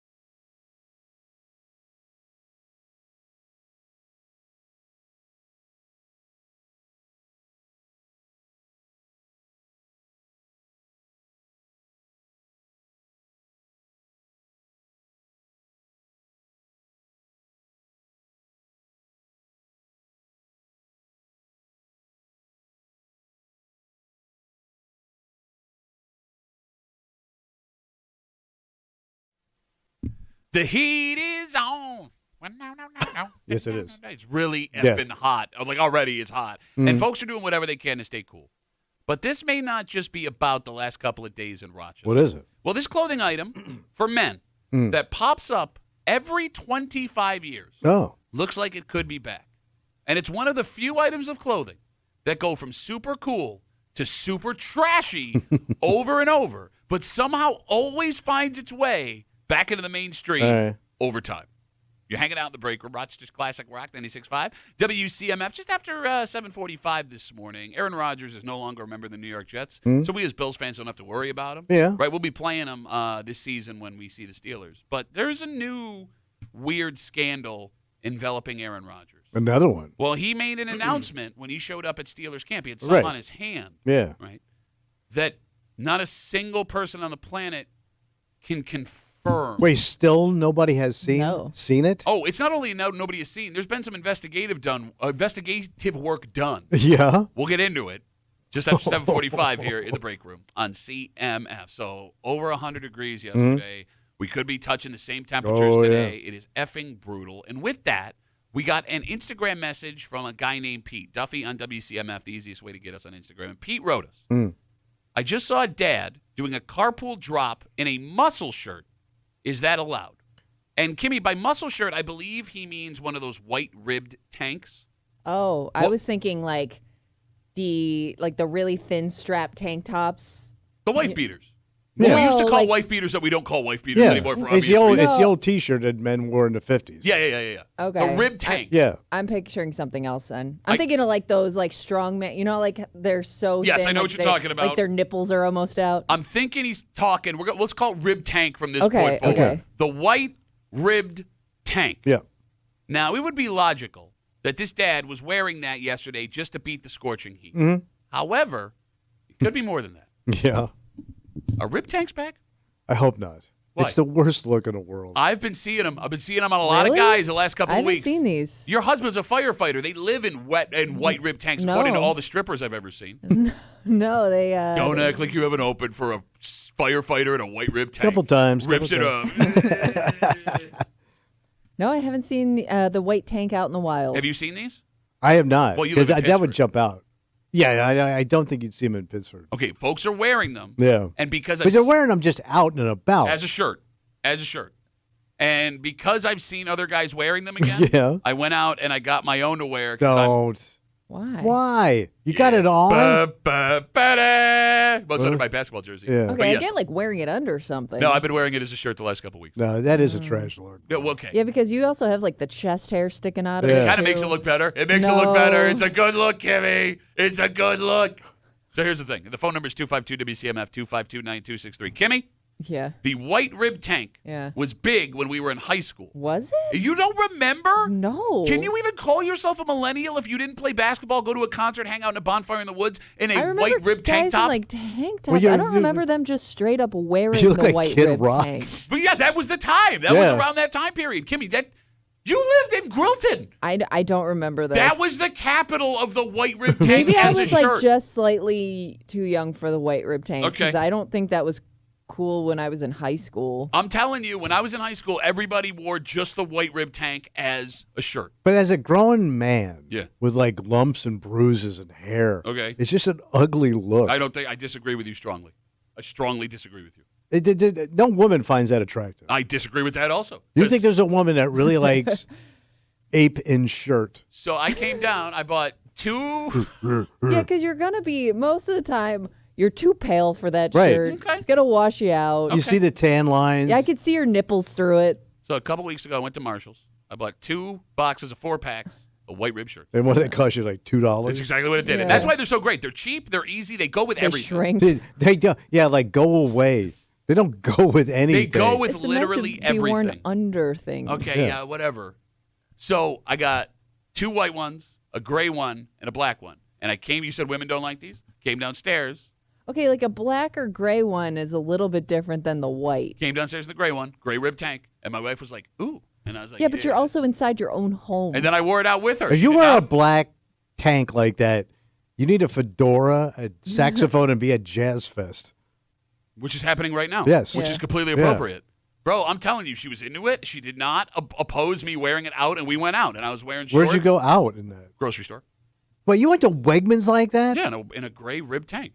Because that's what you do when they There's come a back sign that inside. says no tanks. There is no tight tanks. There is no tanks. Big slash through it. I am so happy that these are back. I'm telling What's wrong you. with just a regular tank top? Like, How about a shirt? yeah, like Goddamn shirt. a loose-fitting, Nice shirt. summery tank top. All right, here's what you guys A nice don't polo shirt. Here's what you don't understand. 252 WCMF 252-9263. Message from Pete has us wondering, at least me, because you guys don't see it, if the rib tanks are back. A shirts, as they call them. By the way, you're gonna sweat through that material. Yeah. Especially gray. No, the What gray are was you good. I thought doing? I was going to too. I did not sweat through it. It held it in there. I don't believe you. Here's You see that back sweat, too, because Yeah. it's sticking to the car seat. It's like that cotton material is not gonna hide anything. Here's what you guys don't get. What? You asked why not just wear a shirt. Yeah. One, I like the breeze on my shoulders. Two, Breeze on my shoulders. Breeze What are you, on- Jimmy Buffett? it was John Denver, and it makes me happy. Two, you two don't have wide shoulders. You are not wide-shouldered people. No, I'm a slim person. That's what I'm saying. I have wide shoulders, so even buying T-shirts sometimes can be difficult because when it's Oh. hot, You can't fit in no, t-shirts. It's not that I Your can't. shoulders aren't that wide. It's not that I can't fit in a T-shirt. It's that the T-shirt, my shoulders fill out the T-shirt, so I'm sweating through the top of the T-shirt. So get a bigger T-shirt. No, because then it looks like I'm wearing a tent. I look like a bitch. It's not form-fitting. Well, I don't need to be form-fitting. I just don't want to look like I'm a Girl Scout camping trip. I got 5 Girl Scouts under here. See, that's inappropriate. That is very inappropriate. Yeah, you'd be in trouble with that. No, I'm telling you, man. Okay. What? This is how you know if they're really back or not. Have any of the guys that your daughter knows, have you ever seen any of those teenagers wearing a ribbed tank top? So I haven't, but I haven't seen a lot of teenage boys lately because of summer vacation. But I will say this. If any teenage boy shows up in my house at a ribbed tank top, that kid's not coming in my Right. house. Get the hell out of here. Right. I'm a grown man. I get to make my own decisions. And the looks just screams either you're a pervert It does not scream pervert. or you're a drunk. Okay. None of that is true. But that's what you look like. No, it's not. No, it's not. You look like a man in a ribbed tank top. That's what you look like. You look like a guy that knows every inappropriate joke. Well, I do know that. Yes. You know what's funny about what's weird about the rib tank top? Yeah. 252 WCMF 252-9263. They pop every 25 years like clockwork. But they should have died out. 2025-ish, they may be back. 2000s-ish, they were popular. 1975-ish, I've seen Oh, pictures yeah. in yearbooks. They were all over the place. 1950s-ish, Well, that's when they, 50s, that was you didn't have many choices for men to wear. So my Sicilian father-in-law, okay. Big Tony, he would mow the lawn, right? Dress pants Okay. with a belt. Yeah. Zip up dingo boots, right? The black ones. Yep. The rib tank, tucked in, belt, cigarette, mowing the lawn. That's a good look. But that was like him. That's how old Sicilian men did everything. It's a good look, man. Like they didn't have like work clothes. If you can fill out that rib tank top, that is a good look. Yeah, but he weighed about 130 pounds. There you go. I'm into it. He looked like a stick smoking a stick. Okay, that's the one thing that sucks about the rib tank top is Grandpa T. Well, no. If you have a body one way or the other, you can't pull it off. If you are skinny, you're right. You look like a toothpick. Mm-hmm. If you are Too jacked or too big? no, like No. overweight, it hides no sin. No kidding, man. It's form fitting, and you get your bosom popping out of the side. There's no support. No, here's the thing. None. No, the ones that I found though, and here's a little tip: if you're going to Marshalls, made by New Balance, holds it in, hides some of the sin. Oh, so they made new design then. It's man spanks. It's not quite Spanx, but it hides enough of the sins where I can pull it off. And here's the other thing: when I'm hot, I don't want something that's like stuck to me. Don't you want something like loose on you? I don't want to feel like I'm Get a got this breeze in tight there. ass T-shirt. No, I like the tight in the heat. That's why the Under Armour stuff is always so tight. Man, I don't get it. 252 WCMF 252-9263. But like, what's weird? Going back to the whole time frame of Yeah. it's every 25 years, Yeah, I like wonder clockwork. why. 50, 75, 2000, 2025, and it's popular for a short period of time. But outside of those trendy times, I agree with you. The rib tank top is the trashiest thing a man can wear. It is the international uniform of all carnival workers. Yeah. Anyone in an insane clown posse hat has to have a rib tank top on. Do you think it's just because of the summer heat? It's bringing it out. Like you abandon all forms of fashion when it's this hot. Men do, So for it's sure.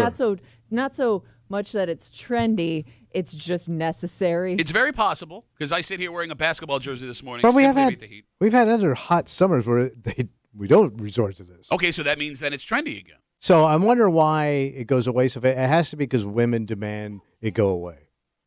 Because if men like it,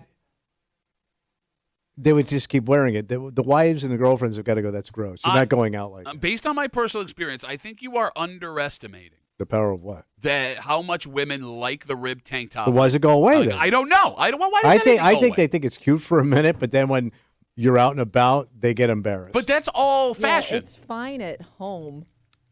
But I just can't even picture my husband in this if we went out somewhere. He doesn't own one rib tank top. Yeah, you imagine that they're going to go to borrow some. I don't think so. They're going to go to Jazz Fest, right? Yeah. They're going to go walk down and see a live music outside. He's got that on. I'm not going to wear it to Jazz Fest. No, but let's say, hey, it's hot. No, there's time. Look, I agree with you. Pack full of people. There's a time and a place for the rib tank top. Like, I'm not going, Pete writes us, the guy was dropping off his kid at school. I wouldn't wear a rib tank top to my kid's school. But if I'm going to the grocery store, if I'm running some errands around town, I'll wear the rib tank top. You look shifty, too. You look like you're walking around, looking around. Oh, wait, I'm looking and walking? You're vaping over here. What? Oh, okay, that is a vape shirt. It's a total vape shirt. It also really depends on what you're pairing that tank top with. Like, you got to abandon at least the jorts if you're going rib tank top. No, you're right. No jeans and rib tank top. You can't go jeans and rib tank top. Can you go cargo and Crocs? Cargo Crocs. Well, that kind of says dad on the go, so you might be able to get away with that. Yeah, I think that's okay. All right. Mike writes us on Instagram, Duffy on WCMF, the easiest way to get us. He says, every good episode of Cops always had someone with a white tank top. Yeah, and they were getting arrested. 252 WCMF. Let's talk to Victor. Hey, Victor, how are you, buddy? Hey, how you doing? Good, man. Hey, so I think I got to agree with Tommy on this one because there's a certain demographic that wears this T-shirt. Have you guys heard these T-shirts been called wife beaters? Yeah, we were just saying we don't call that anymore for obvious reasons. Yeah. But yeah. Great call, Victor. Thank you. Have a good rest of the day. So for those who don't know why it was called that, it was called that because every guy in those 1950s movies that got violent had them on. All the gangsters, yes, that's why they called them that. Not because a guy puts it on and is like, hey, I feel something now. Yeah. You know what I'm saying? I'm thinking like Sonny in The Godfather who had it on when he went to settle that, treat my sister like that. Exactly. And how badass did he look throwing cans at his He looked good, but he also had on 3-tone dress shoes. 252 WCMF. Let's talk to Christine. Hey, Christine, how are you? I'm good. How are you? Great. How are you? I'm thinking you're buying your rib tank tops at my favorite store. Where's that? And that's not a good look. You can't go to Penny's and buy these. I'm telling you, it's not good. What do your shorts say? Do you have like pink or pro written across your butt cheeks or something too with those? Ooh. Just asking. So I just want to point out, normally I would not take Christine's call here because she's just a black hole. Yeah. But it is Where They Whine in Tuesday, and we only allow one call a day. Oh, no. She can no longer play Where They Whine in. Oh, no, I Christine. know, because I have something to do. It's called children. But, the whole idea of your rib tank top is you can't have shoulders that look like Tommy's knees. You can't do it. By the way, Tommy has muscular knees. I will say that. You got great-looking knees, No, buddy. he does not. I had to use them last night. No, he does not. He has What's bony I'm knees. never going to unsee Tommy's knees on your shoulder.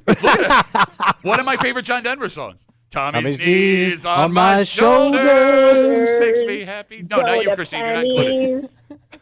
Bye, Christine. Don't ever try and sing the songs. The songs are a sacred thing in the break room. You don't sing the songs if you're not a member of the break room. 252 WCMF 252-9263. I see you guys on hold. Sit tight. Look, I will say this. What's that? You want to bitch about the rib tank? You want to say it's trashy and you shouldn't be wearing it out? That's fine. Rib tank is better than the alternative, which is no shirt. Well, bare chest. Now you're in South Florida. No, but that's the next logical step in When this have you heat. seen somebody like at the grocery store with no shirt? Today it's going to be 100 degrees. When you go to Florida. You I'll only say see it in the here. South. Yeah. You never see it up here. Okay, but it's Well, not. we had one buddy that used to drive around in his convertible without a shirt on. And that guy loved rib tanks, too. Yeah. That guy loved But rib he tanks. could pull it off. He was in shape. Okay, well, I've been working hard. I want to wear my Yeah, rib tank. okay. I want to wear my rib tank. I work myself into rib tank. No, but I'm saying, if you want to bitch about the rib tank, fine. You're welcoming nipples. That's what you're doing here. Yeah. No? Well, that would be horrible. Bare chested would be the worst. dropping your kids off at school bare-chested. All right, well, you bring that And up. don't even get me started with the fellas. Before we go back to the phones, we got Facebook messages coming in. WCMF for the Break Room Facebook page. Dan says, I wear these to my kids' soccer games in the summertime. No. I don't think it's trashy at all.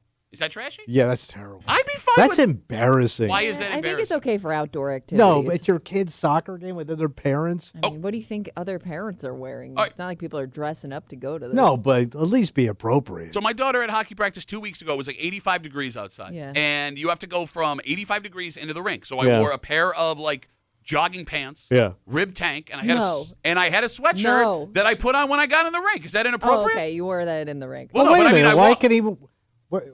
What's the difference if he wore that? Well, he's got a sweatshirt on while he's sitting there watching. But I hockey wore going the on. rib tank into the rink, and then when I Wait, got you went rib tank and pants? well, yeah, because it was cold. Sweatpants, right? Yeah, they're like jogging pants, Yeah. swishy pants. You look like, what was that movie, Chariots of Fire, where they're running on the beach? It's exactly what I look like. 205 WCMF. We'll finish it up with Stevie, a lady Stevie. Oh, a lady Stevie. She's got the last word on CMF. Hey, Stevie, how are you? Good. How are you guys? Good. What's up? I was just calling because back in high school, I graduated in 2008. My boyfriend would wear the rib tanks with cargo shorts almost every single day. Sounds like a pretty cool guy. He'd knock it out of the park, Yeah. baby. Oh, yeah. It was, I mean, everybody wore them as long as I can remember. And, you know, we would just, that was the style and that's what everybody wore. And it wasn't weird then, but now I think it'd be not exactly the fashion choice I would be looking for in a man. All right, Stevie, let me ask you a couple Yeah, questions. you don't want a guy that you're dating to remind you of your teenage boyfriend. Why? When you were young and cool and fun and everything was carefree? Stevie, let me ask you a couple questions if you don't mind. Of course. Where'd you grow up? Over in Mid Lakes, Okay, Mid Lakes. All right, so Stevie, how old are you now? You're around 33? 35, 35. Okay. Are you married, single? What's the sitch? single. All right, single. So let's say in a hypothetical world, right? You're at your kid's soccer game. My kid's also playing soccer. Right. I'm single, right? I wear my rib tank to the soccer game, and I see Stevie over there, and I'm like, "Ding." Okay. So I wander on over to Stevie in my rib tank, and I start talking to you a little bit. Is the rib tank enough for me to be denied immediately? Yes. Wow. She's out. You monster. She's a monster. And this is why she's single, because she has too high standards. No tank top policy. Yes, I like a man with an actual shirt. My bad. Stevie, thank you for the call. Have a good rest of the day. There goes Too Picky Stevie. She was a fully shirted man. All right, let's take a break. All right. Look, we can sit here and debate how you look wearing a rib tank all day. Mm. There is no debate about how this man looks publicly now. Because just when you think the most insane part of his existence is over, Yeah. this now surfaces. And here's the thing, man. I know it sounds crazy, and anybody else going through this should be like, this story is stupid, or we're not even going to touch it. But this guy is so off the wall. Kimmy, it is not out of the question that he made this up. Yep. And we'll get into it next here in the break room. Let's see CMF.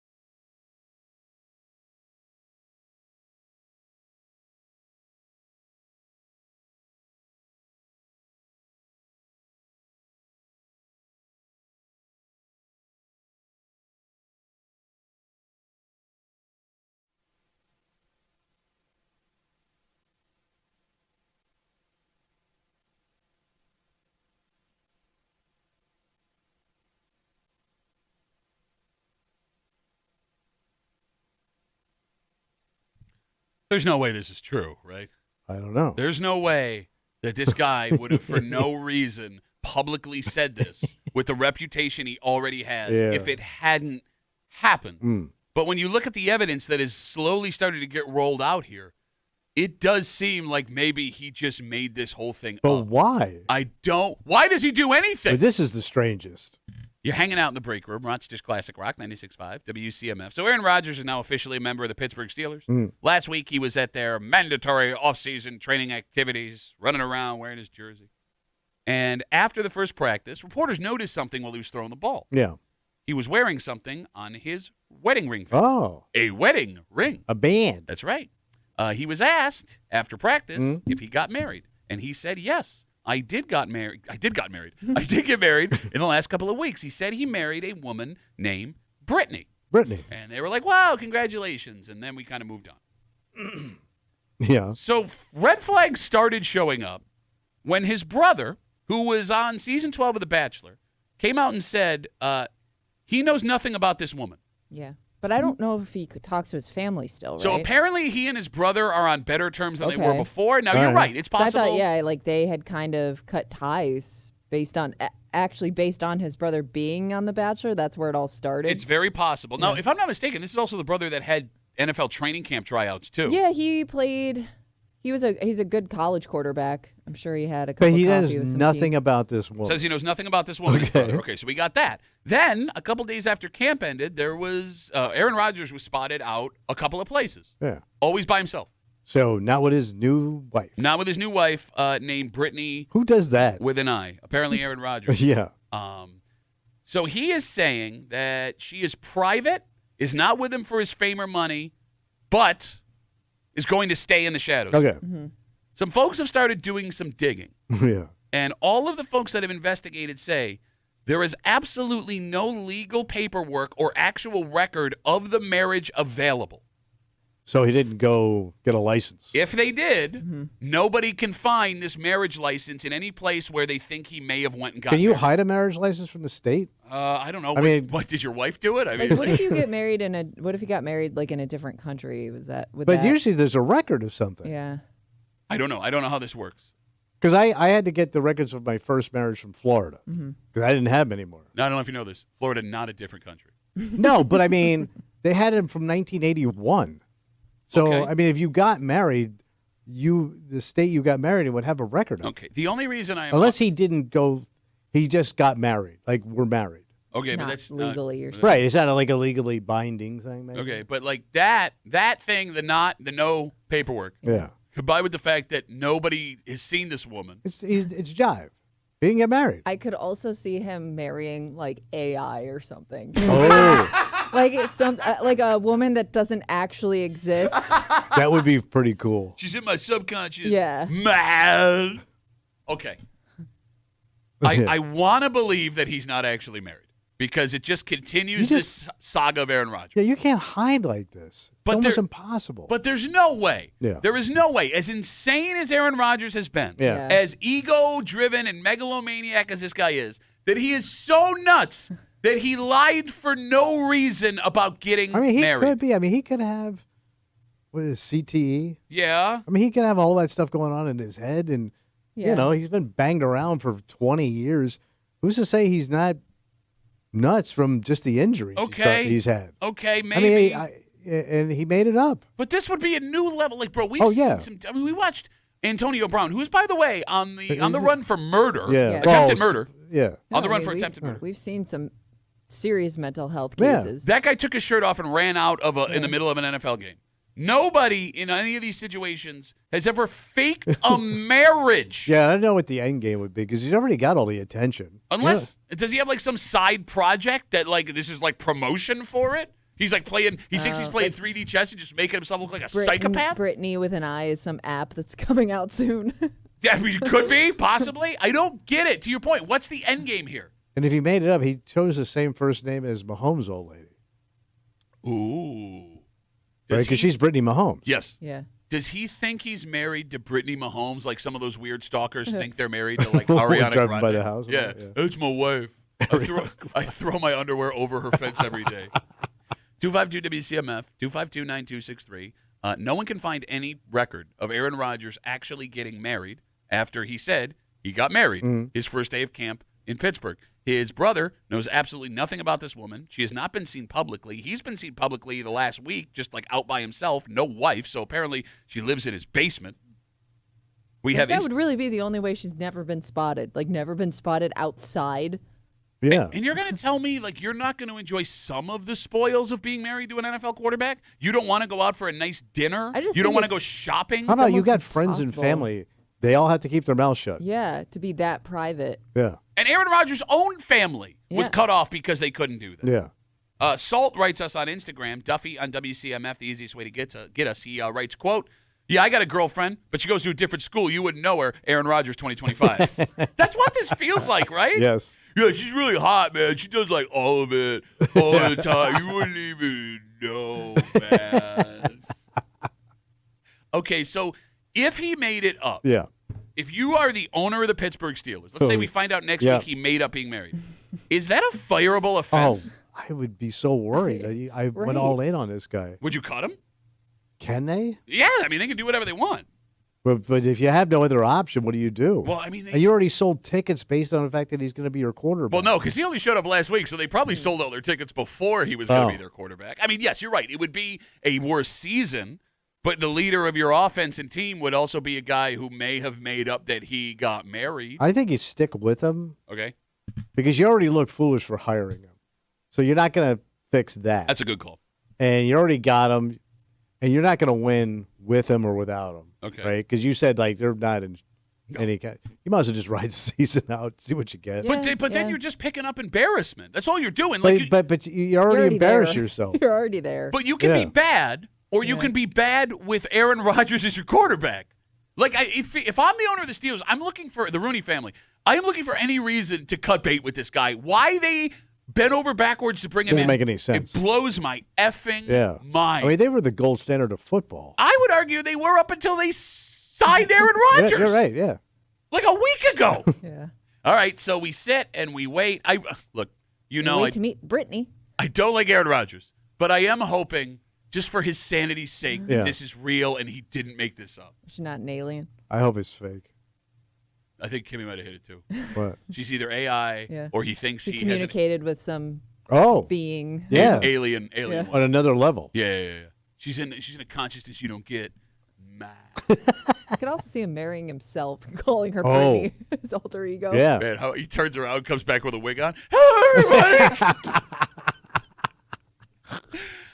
It's hot. Oh, yeah. It's going to get hotter. And there's something going on that's not great. What's that? Well, like when it gets this hot, your electricity can overload, power can get cut out. Also, that air conditioner that you spent all that money on can just stop working. Yeah. Which is a cruel irony because the only reason you got it Yeah. was for this kind of weather. And it's created a situation in the Friends of Kimmy's lives. Oh. Because there are things that can happen to people where you absolutely, without question, have to say, do you need a place to stay? Sure. Would this be one of those scenarios? Oh. And we'll get into it next here in the break room on CM.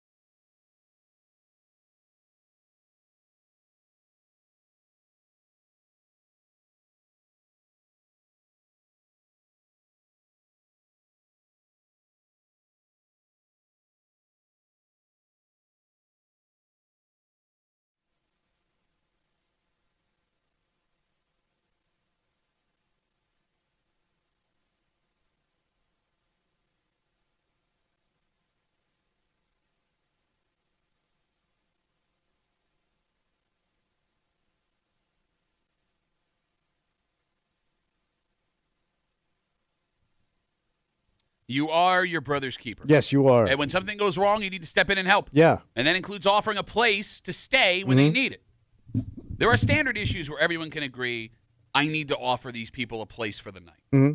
What Kimmy's friends are facing right now, I would argue, one of those things. Sure. Dangerous. You're hanging out in the break room. Rochester's Classic Rock 96.5 WCMF. It is hot. It is effing hot, and it sucks so hard. So hard. Heat index of 100 yesterday. We could be hitting a heat index of 100 again today. And here's the ultimate irony, and I think I'm using it the right way, with this massive heat wave. It can cause power to go out. Mm-hmm. It can also cause air conditioning units to break. Oh, yeah. You're stressing them out. The whole reason you bought it was for this emergency. It's like the starting quarterback oversleeping his alarm on the Super Bowl. And Kimmy, you said you have multiple friends dealing with this so right I know now. a few people who in the last few days have had their AC units or like even window units break on them. So they were either looking for like an alternative or they were waiting on somebody to come fix their AC unit. Those guys have got to be slammed. And I only know that because they a lot of them posted about it on social media. So I'm kind of scrolling through and saying, "Oh, what a shame." And I'm thinking to myself, I guess we could offer them to come hang out while they're waiting on it being fixed, but I'll wait for them to ask first. They're not going to ask. They might. They're not going to ask. You don't ask. I would definitely say yes if they asked, but I'm probably not going to offer it. Why? I don't know, because I figure they got other people they could hang out with. How do you know? I have family in town. I'm probably like last on their list. Yeah, I don't want to bother them while you're sweating. Yeah. All right. Yeah, maybe they got it figured out already. I don't know. This post is from like an hour ago. Especially if you know multiple people that have this problem. If you stick it out there, everybody's going to, hey, what about me? What are you going to do? Take a picture? Look who's in our house No, but now. you know, like if somebody posts, oh, man, Kimmy just threw me a bone. We're going over, and then I'm sitting over here sweating my ass off. I want to go over too. You know that wouldn't happen. Nobody uses social media when they're struggling. Okay. Or they're hot. In this heat, Yeah. you should absolutely be offering these people your place. It sucks. Yeah, I know. It sucks without having air conditioning Put here. your sweaty ass all over my furniture. Okay. Take the danger part out of it, which there is danger. How the hell do you live your life in this weather with no air conditioning? Man. You don't. I got to have it at 72 at all times. Opening the windows brings in more hot air. Fans don't work. You don't want to turn on the oven because that's just going to make the house hotter so you can't even cook. There is no sleeping in this weather. I don't care what tricks you think you can pull. They never work. You are a bad person for not reaching out and offering your home. How long What they if I didn't staying? see the post? I wouldn't even know. How long they staying? Until the air conditioning's fixed. That could be forever, man. These guys Forever. have Shut These up. guys have got to be so backed up right now. You can't get anybody. All right, so you're going to tell me. Yeah. If, let's say, tomorrow, I come in, early Monday when it was going to be Yeah, really yeah, hot, yeah. and I come in that morning and I go, you're not going to believe this, man. Our AC crapped the bed. I don't know what to do. Yeah, yeah. What would you say? Yeah, ours too. Woke up and started down working. I jiggled it and everything, nothing. You would not offer my family. Of course I No, you wouldn't, you bitch ass bitch. Why you lie? No, you wouldn't. I would offer not. Kimmy. I'd have to offer you. You would not offer either of us because you're a selfish ass bitch. You know I would. Well, you don't even own the house, so it's not even your say. Right, and my wife would insist that you come. Okay. No, because you wouldn't tell her. I know you, man. How long have I known you for? You think I'm going to Whole believe that goddamn crap? family, 2 dogs. Yeah. Yeah, dogs are definitely coming. And they want to sleep in your bed, too. Jesus Christ. And Biscuit gets a little handsy. Kimmy, would you let me and my family come stay in your house? Yeah. You lie! Listen, I even said I would say yes if you asked me, but I'm not going to be like, hey, you should come stay. I don't want to like put that pressure on you. Yeah. What pressure is that? They want to be pushy. What? Okay. Yeah, I don't want to be pushy. My air conditioning doesn't work. Yeah. What? Maybe you have so many family members in town. I would think like that's going to be your Most of them don't have air call. conditioning. And by the way, who do I want to live with for a couple days? That's a member of my I family. heard your dad has a pool. Like I said, Yeah. who do I want to live with? Kimmy, why is there pressure if you ask if I want to I stay? don't know. Like I don't want to jump the gun if you have other plans. I would simply say, I actually have, we're all set, but thank you. I would never in a million years ask either of you if I could come stay at your house. But if you offered, I would take it. And you guys know that, and that's why you didn't offer. offer. Wait for you to reach All out. right, so let's say I'm in the same boat. Yeah. I got bad pat. Yeah. Yeah. No AC. Sure. You know, my age, my wife. I'm on a lot of medication. Well, I would say it's different with you. You grew up in Florida. You talk all the time about how much you Oh, love I can't it. come over? All I got to hear all winter long, oh, the cold sucks. I can't wait to die. This is what you wanted, bitch. So you don't want me in your house? Of course, I don't want you in my house. I'm coming. My wife, I'm bringing my cappuccino machine, my fennel holder. You have a separate fennel holder. Yes. Yes, of course I would invite you and your wife. Yes, of course, but I'd hate No, it. but here's the thing. You know I would, because I have offered this stuff before. You've never offered anything like this to me. Yes, you stayed at my house when I was on vacation to watch my dog. Yes, you only asked me to come over so someone would be at your house. And sure, it worked out for me because I was You were desperate. it was a free house. Oh, yeah, you were banging livestock in my bedroom. That's a terrible way to talk about your mother. But yes, it all worked out. Would you be offended, though, if you told Tommy he could come stay with you, and Tommy doesn't have any other options? Let's say that you're his only hope, and he still said no. No, I wouldn't be offended by that. I understand that he's a guy who likes his private time. I don't think I would He be. also is very, picky about cleanliness and noise and everything that you probably got going on at your house right now. And you look, I know my house is chaos. Crazy schedule. It is. So It's if too he- loud. So that's just it. If he said You've no, always got like 7 kids in that place. we really do have like 7. I don't. This is How do you That nap? is not his type of environment. to answer your question, I just got one of those sound machines. Oh, the white noise? Greatest thing I ever did in my Yeah, life. they are nice. $20. Where have you bet all my life for $20? So, I know what a dilemma would be in my house, because anytime this thing crops up in a conversation, I go, we'll just go to a hotel. My wife would go, no, we'll go stay with somebody, because she didn't want to spend the money. Yeah. I'm like, just go to a hotel. It'd be like we're on vacation, but we're home. No, because you got to get up and go to work. No, but I'm still in a hotel. We don't have to make a bed. We don't have to do a goddamn thing. We don't when you're staying at somebody else's house, you got to, watch your ass. Okay. I don't want to do that. I'm not spending $200 for air conditioning. I ain't spending no I'm not. $200 when I got an old army cut and my grandpappy fought in World War I. Would sleep on that, and he died on it, and he was 78 years old. It is Yeah. why he died. He was sleeping on a Yeah. It was an army cut in the basement. No, here's the thing. You know how much I hate sleeping in the heat? I would rather sleep in the heat than pay to go sleep in a hotel. I will take a hotel. Is like top shelf, man. And that's why that's like millionaire money. Like, you ever see these crazy billionaires that live in hotels? Yeah. We want to That's say that pretty back cool. again? Crazy ass billionaire that lives in hotels. Yeah, like you mean Howard Hughes who was taking Howard leaks Hughes. in jars? Telly Savalas lived in a hotel for the last years of his life. Crazy billionaire Telly Savalas. They named the bar the first floor after him. Telly's place. Tommy's bar. Shut up. 252 WCMF. Kimmy has multiple friends whose AC has started breaking during this heat You get some wave. busted ass friends, man. She has not They live in old homes. She has not reached out to offer them their separate room. I think they got it figured out. Okay. What are the no doubt I need to offer them a place to stay situations? We touched on the heat. Storm damage. Oh, like the house got wiped out. Well, like lots A of bad roof. There was lots of flooding last week. Yeah. There were more confirmed tornadoes in central New York, right? Yeah. You see that their house gets all effed up. Do you have to offer? Yeah. So you're reaching By out. the That's way- one where you really don't know how long they'll be Yeah, there. you can have those people for a year. And I would also think if you're offering if they're staying with you and they got to go back and forth to their Yeah. house to like clean stuff up, do you also kind of have to offer to help them Yeah, that's the move worst. stuff Oh, no, back I'm not and doing that. forth? No. You would have to. No, you wouldn't. Watch me not. And you're I'm just already- gonna sit there watching TV while they're struggling to get stuff in and out. Yes. And go back and clean. That's not that inappropriate. would be Pick that stuff would up. break up a marriage.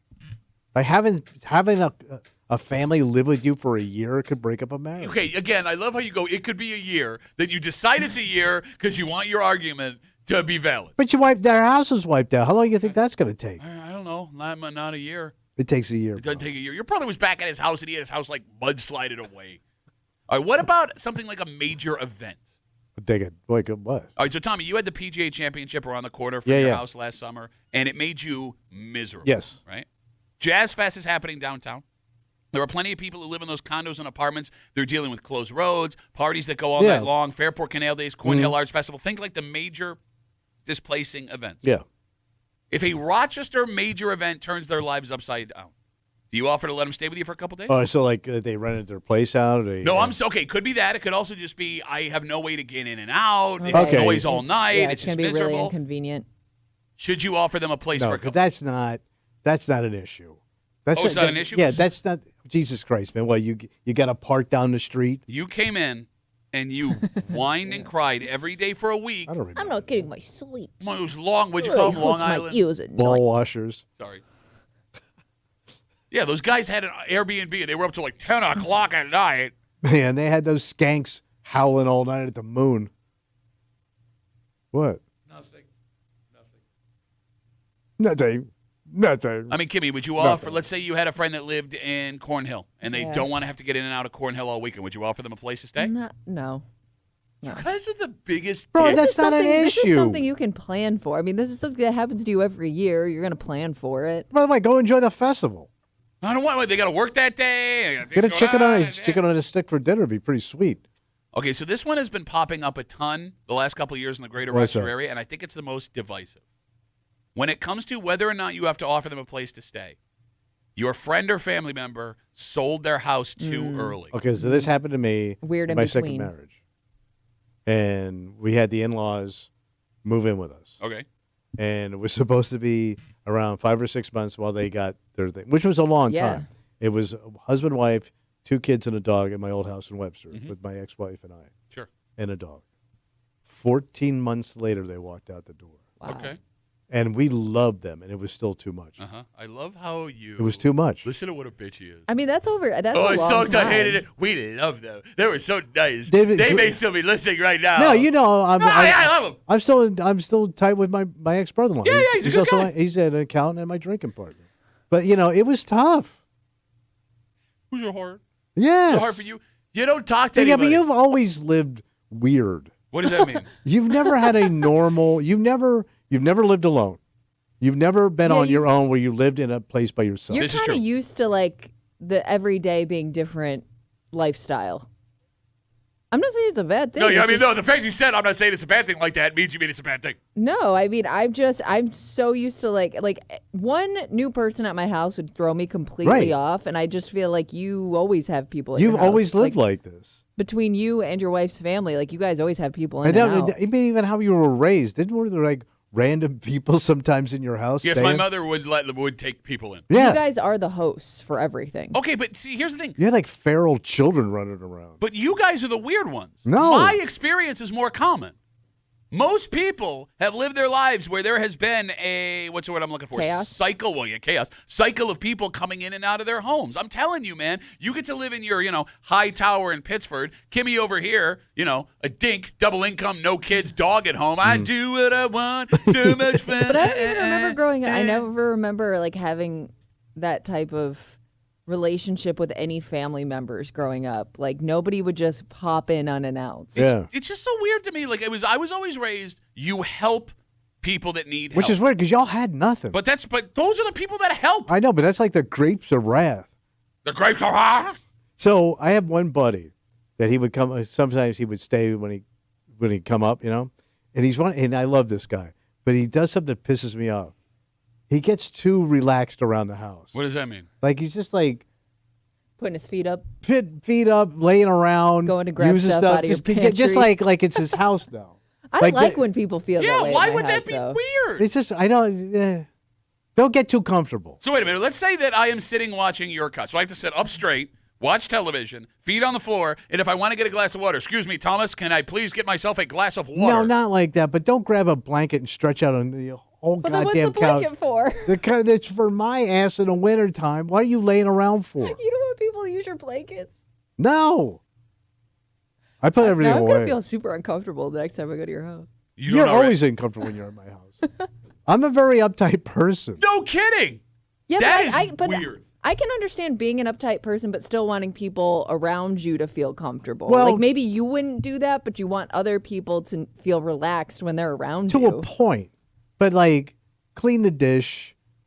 Don't leave that open. Oh my God. Close a goddamn drawer my and push God. a chair in. Oh my God. Or like, you bring something outside to use and then you leave it there. Yeah? No, bring it in and put it away. Well, I don't know where it goes. I don't live here. Yeah, you knew where to find it. It goes back where you found it. Are you serious right now? How about that one day we had our one buddy? I come home. I thought he's taking a nap upstairs. Old comedian. I hear a noise in my basement. He's down on my treadmill. In slippers. Okay. Getting in shape. Yeah, well, I mean, you're not using it. Watching cheaters. Yeah. We got Instagram messages coming in. We started this conversation with Kimmy having a bunch of friends whose ACs have crapped the bed in this heat. Do you have to offer a place to stay? This heat is brutal. Both of them go, yeah, you should, but I'm not going to actually I'm not offer. that person. Troy writes us on Instagram, Duffy on WCMF, the easiest way to get us. He says, you guys are missing the upside. What's the upside? If someone stays with you for an extended period, they have to help with the bills. Therefore, it saves you a ton of money. It doesn't. It never does. They're going to break stuff. Oh, my God. They're going to ruin things. There's always going to be like, you know what you should get when you move in? I want a deposit. You're going to ask a friend or a I want first, last, and security. Shut up. Because you're going to break stuff, and your kids are going to break stuff. Ew. Yeah, that would be awkward. Somebody's going to clog the dumper, break the hot water heater, snap a railing. Something's going to happen. Let me ask you a question. Let's say in a hypothetical situation, Yeah. I end up at your place with my entire family, AC craps the bed, you take us in because you're so kind. That's what you said you would do. My youngest, coming down the stairs, puts her hand on the banister, snap, comes off. Jesus Christ. What happens now? What do you mean what happens now? I'm asking you what happens now because she looks at you and she goes, oh, I'm so sorry. She's got it in her hand. What happens now? I got to be quiet, but it sucks. What are you going to do? Well, what are you expecting? Oh, I'm expecting you to fix it. So you're going to ask me to pay for it? No, I'm hoping you're going to step up. But you're not going to ask me. I can't ask. Because I heard a guy say a second ago asking, or, if I was asking, that First, was last, and pressure. security. Yeah, I'm just saying, like, if you don't feel the need to ask me to come over, I don't feel the need to ask you if I should pay for it. Well, let me ask you this. Yeah, let's sure. say you come over. A lot of acid going on. All right, so you stay a month. Okay. And then you're gone. Yeah.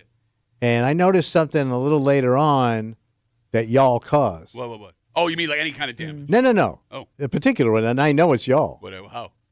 Hair clog. Oh, that would be my favorite. Because you guys, you are a haired family. Yeah, my wife and daughters, they are 75% hair. Yeah.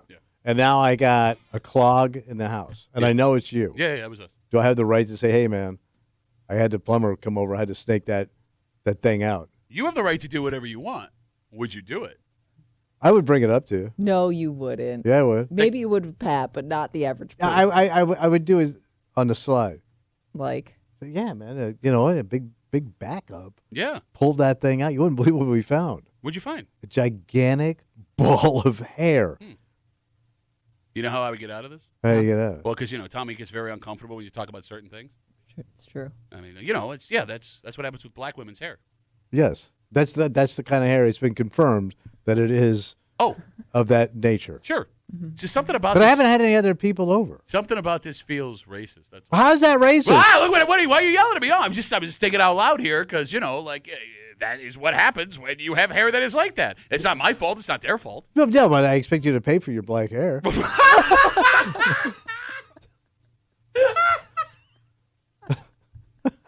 Nick writes us on Instagram. Duffy on WCMF, the easiest way to get us, and he's 100% right. He says, there was a time. There's a time. Nick, thanks you. Where we lived in a world where everyone was out to one up. Okay, Nick always writes weird. I'm done reading Nick. Paul writes, depends on the level of friend in need of air conditioning. If it's my best bud and his wife, then no problem. But if it's my busted buddy, But busted buddy's more fun to live with. Not necessarily. Because he can't do anything. Or he's just going to be glomming on you. Because you're already glomming because you're in the house. But I'm not glomming. It's not like I want to be here. No, but this busted guy, I can't do my stuff without offering it to you. Yeah. Right? I say I got a busted buddy. And I break out the nice scotch. I break out the cigar. Now I got to tighten him up. Yeah. I would be excited to share that with you. But get excited to share. This isn't summer camp. I don't get you, man. Why? So you're staying at his house and you won't share? Oh no! If he comes to my If house. he's at your house, okay. Yeah, if I come, Okay. I gotta share. But you in my house, I gotta pour you a drink now. You don't even drink it. You don't even finish the smoke. Why See, live? I kind of thought you bought that nice stuff to share. No, he buys it to put it out so he To can serve you consume. something less. Yes, He wants you to be impressed, but you don't get that. Right. That bottle doesn't open for you. that's for family. I thought living life and being a human was to share these experiences with other That's people. in the Bible. It's not Even in the Bible. In the Bible, they didn't do it. Common human decency, you monster. Take a break. We've been hearing a lot about a bunch of different job shortages. We have Yeah. teacher shortage. We're on the cusp of bus driver shortage, ambulance driver shortage, are we out firefighter now? shortage. This one, less severe, Oh, but it's interesting oh, because one gender has no problem going anywhere for a haircut. Yeah. And that may be why we're running out of these. And we'll get into it next here in the break room. On CMF.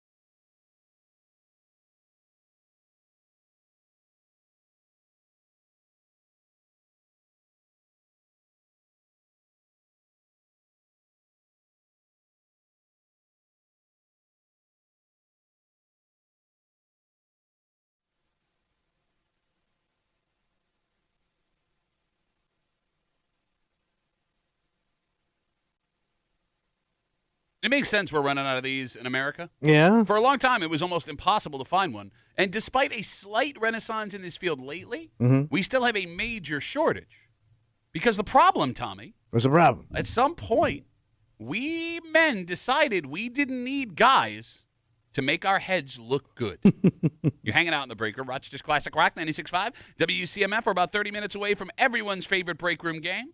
Kimmy's got her post on the neighborhood app. She's going to read it out loud. We're going to listen. Listen. And we're going to figure out where they whine. And just after 9 o'clock, set your phone alarm here in the break room on CMF. The United States is facing a barber shortage. A barber. According to the U.S. Department of Labor, Yeah. there is now only one barber for every 2,000 men in America. So where are these men going? The grave. No. To get their hair cut. Okay, so we'll get to that. The grave. Well, what do you think they're going? So that is, Tommy, as you know, a far cry from back in the day. So we talking the traditional barbershop, old school. You got it. With the barber pole and all that stuff. Barbershop. Barber, not a Yeah. hairdresser, Yeah. a barber. Because, Tommy, it wasn't that long ago where every few blocks there would be a barbershop ready to tighten you up. Yeah, but like every guy had the same haircut back in the day. Okay. I mean, You know, you know what I mean? it's not like male haircuts are like super different. No, but guys take more pride now they look now. Yeah, It's but still- you would think that would lead to more barbers. No, because they want their hair styled. Yeah. Barbers are not stylists. Okay, your traditional barbers were not styled. Yeah. Okay. They're more like I feel like you're taking landscapers. shots at barbers right now No, that they're he's- not going to appreciate. He's laying the groundwork because he knows what's coming. That's what's happening. What? What's going on? So, Tommy, you had a male barber growing up. Yeah. I had one too, but Gates was old school, so it may have lasted longer there and Yeah. other places. At some point in the mid 90s, barbers started going away, and guys didn't really mind. And it's No. why is that the case? Because they started going to non-traditional hair joints. Like salons? You're Salons, and then you started getting the chains that opened up That's where true. weren't traditional, where it was unisex. So it wasn't just men over here, women over there, kids, everybody went to like supercuts. Okay. So supercuts had to like crush barbers. Kimmy, I'm going to throw out something. I want Okay. you to tell me if I'm wrong. Women will not trust straight men with their hair. True statement? Say women. Women won't will not trust straight men with their hair. I mean, I don't know a lot of straight men who do women's hair. Okay. Yeah. Men have no problem trusting women to cut their hair. Right. Why is that difference so drastic? I don't know. Because there is a difference there, right? Because there was a time. You're saying, was a time. Okay, go ahead. Well, yeah, where I was only going to go to a guy to get my hair cut because that's Only what a men barber, did. Exactly. And then at some point, we as men decided, yeah, I don't care who cuts my hair. I'm just going to sit down. Right. And I mean, a haircut, is it possible that men got uncomfortable with guys giving them haircuts? Because a haircut is a sneaky, intimate experience. I think it may be that it was also like people don't have the time anymore. Like going Like to the sit down for a barbershop, shave and a haircut. it wasn't you a know. quick Two process. bits. It wasn't a quick process. Okay. So maybe too, like Yeah. you know, guys hung out at barbershops. Sure. You know what I mean? Maybe that all went away. You know, it's funny. We read articles all the time about what millennials killed and what Gen Z killed. Gen X killed the barbershop. It was their generation that Yeah. decided they didn't need the barbers anymore, and that's It where was old started. school. It was square. Exactly. But, all right, we've talked about how there is a comeback of straight-up old school Yeah, male I barbers. was just gonna say. Yeah. I feel like I've seen so many new ones pop up, especially like around the city and like those trendy areas. Yeah, so I get my hair cut at Ducktail Barbershop on Park. Those guys are great. And it's an old school Yeah. barbershop. Right. So maybe it's coming back. But here's the thing. I didn't seek them out. It happened by accident. Yeah. Because I also have no problem going to Supercuts, sitting down, Yeah. and letting them do their thing. But, like, outside of a handful of unique scenarios, most guys are just going in whenever there's an opening at a Supercuts Just cut or my Sports hair. Clips or So Yeah, whatever. you don't just- get the same person every time. Yeah. Yeah. So you're not as, I guess your loyalty chain. You're not as loyal to one person, one place. You're kind of just willing to go wherever to get it. Can I throw another theory out there? What's that? Guys don't want to know who's cutting their hair because that means I have to talk to you while I'm getting my hair cut. Oh, So you think Yeah, well, you you become don't- less social. do you talk to the person that's cutting your hair? Okay, so when I go to Ducktail, those guys over there, they're like us. So, like, I got no problem busting balls with them. But, like, if I go to Supercuts, Yeah. I don't want to sound like a dick. I don't want to talk. Oh. Well, I feel like you're right there. I got to talk to No, you. I know. I have to. I and do. they'll Yeah. engage you. I do, but I don't want to. Like, I've said this before. If Supercuts charged a $10 quiet fee, Yeah. I would pay it. Because, Quiet fee. look, man, the conversations go nowhere. Yeah, it's just it's small talk. awkward and it's uncomfortable, Yeah. and I don't like it. I don't like it at all. Like, could we just not do this, please? And I know they don't want to talk to me either. They just feel like they have to. Well, yeah, they're looking for a tip. They want you to feel comfortable. I'll tip you, and I'll pay the $10 silence fee. Shut your mouth, lady. See, I knew. That's not what I'm trying to say. I just don't want to talk. How about $10? You shut your yap. Because I've been going to the same woman, Mary Lou, for 30-something years. Yeah, but you have now. history. You got stuff to talk about. You all the know time. A lot of the same. Well, people. yeah, but he's also a catty, gossipy bitch. I am. And I think that's what a lot of people look forward to when it comes to going to get their hair done. I go in early. We talk. I bring her a coffee. It's like a thing. I love listening to conversations of people I don't even know. Like, for whatever reason, it just brings out all people's most personal, secretive I've heard drama. some stuff, man. Yeah. No, see, damn. That makes me uncomfortable because there are times where I've been in the chair at Supercuts and, like, some guy's just, like just unloading on this hairdresser. Yeah. And I'm like, please stop. This is why you're doing this. Why are you doing this? It's like the guy who brings a birthday cake to the woman at Hooters. Like, this is not the time or the place, man. It is the place and the time. I don't like it. Do you also think what's contributing to less people going just out to get their hair cut in general? Because during the pandemic, like, a lot of people had their significant others doing their hair, or they learned to cut their hair themselves. Mm-hmm. And especially with guys, if you have like a simple haircut going on, a lot of them probably just stuck with that. What percentage? I could do it right at home. What percentage of guys do you think have their wives cut their hair? I know 2. Really? Yeah. Well, your husband cuts his own hair. Well, he doesn't have hair. Well, I'm just saying he Shaves shaves it. his head, so he Yeah. doesn't have to worry about this. Sure. So that eliminates him. Wait a minute, Oh, and that could be another thing. I think guys are getting more comfortable letting their hair go. Like, when they start to go bald, I think a lot of guys, instead of hanging on to that last bit of hair, Just shave it? I think that there are a lot more men shaving their heads. Oh. Okay, that could be it. Yeah. Right? I mean, bald-headed men, sexier these days, at least according to Kimmy. Mm-hmm. But going back to what you just said. What was that? Kimmy, 252-WCMF, 252-9263. Again, the U.S. Department of Labor says we are in a barber shortage. There is only one barber for every 2,000 men in the United States of America. And at some point, Generation X decided, as men, we don't need other men to cut our hair. We are just as comfortable with women doing it, where women don't seem to share the same sentiment. You have do the people that cut their husband's hair in your life, are they hairdressers or they just do it for them? Well, the one I'm thinking of, she also does her kids' hair. Like, she has a son. She'll just like buzz his hair. Okay, but she's not like a trained hairdresser. No, but she does a fine job. Like, it just looks like his normal That's what a haircut. man's like. I'm looking for a fine haircut. I don't think he's that picky about it. It doesn't look like uneven or anything. I don't care about my head, and I wouldn't want my wife to cut my I hair. will tell you this. One of the coolest things I ever saw, I wish I would have done it. I'm in South Texas, near the Mexican border, back in the day. Down in the West Texas town of El Paso. Yes. And I saw a fine Mexican girl. You fell in love with her is what you did, stupid. So they had guys and women cutting hair out on the street. So they'd have a stool out there, and they'd have regular scissors and a mirror, and you could just walk up and get your hair cut out in the street. Old school as it gets. It looked really cool. Oh. Like, you're just out there, and the guys, let's say you're walking, you need your hair cut. You could just go to the corner, get your hair cut, and be done with it. I mean, how much time do you really need to save?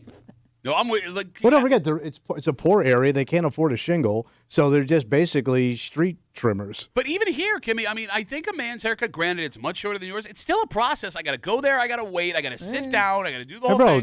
They do. Your sideburns. They'll do your pubes. A whole thing. I do. Wait, what? Got my shaving my Mexican pubes? Yes. In the West Texas, down to the West. Down to the West Texas. You shaved my pubes. That's not. We got Instagram messages coming in. You ready for an old man rant? Yeah. Joey writes us on Instagram. That's a great old man name. I don't even know if he's old. Duffy at WCMF, the easiest way to get us. He writes, barbershops now are BS. I tried to take my son. We went to 10 different barbershops in Brockport, Clarkson, Albion. All of them were appointment only, even though they had nobody in the shop. Still needed to have an appointment to get the haircut. That is ridiculous. No barbershop should be by appointment. Only barbershops walk in, chill, talk. It's crazy. And the barber said it's been this way ever since COVID. So let's stop with this nonsense. Angry about the barbers. That's when I walk in and get a shave. Jacob writes, I learned how to cut my own hair during COVID. Now I cut mine. And now I have no girlfriend. I'm looking at Jacob's picture. It looks like he learned how to cut his own hair. It's not a good idea. Jacob, I'd go to a barber, buddy, and I say that as someone who cares deeply about you. You know, the other weird thing about it, Yeah. some cultures never gave up the barbershop.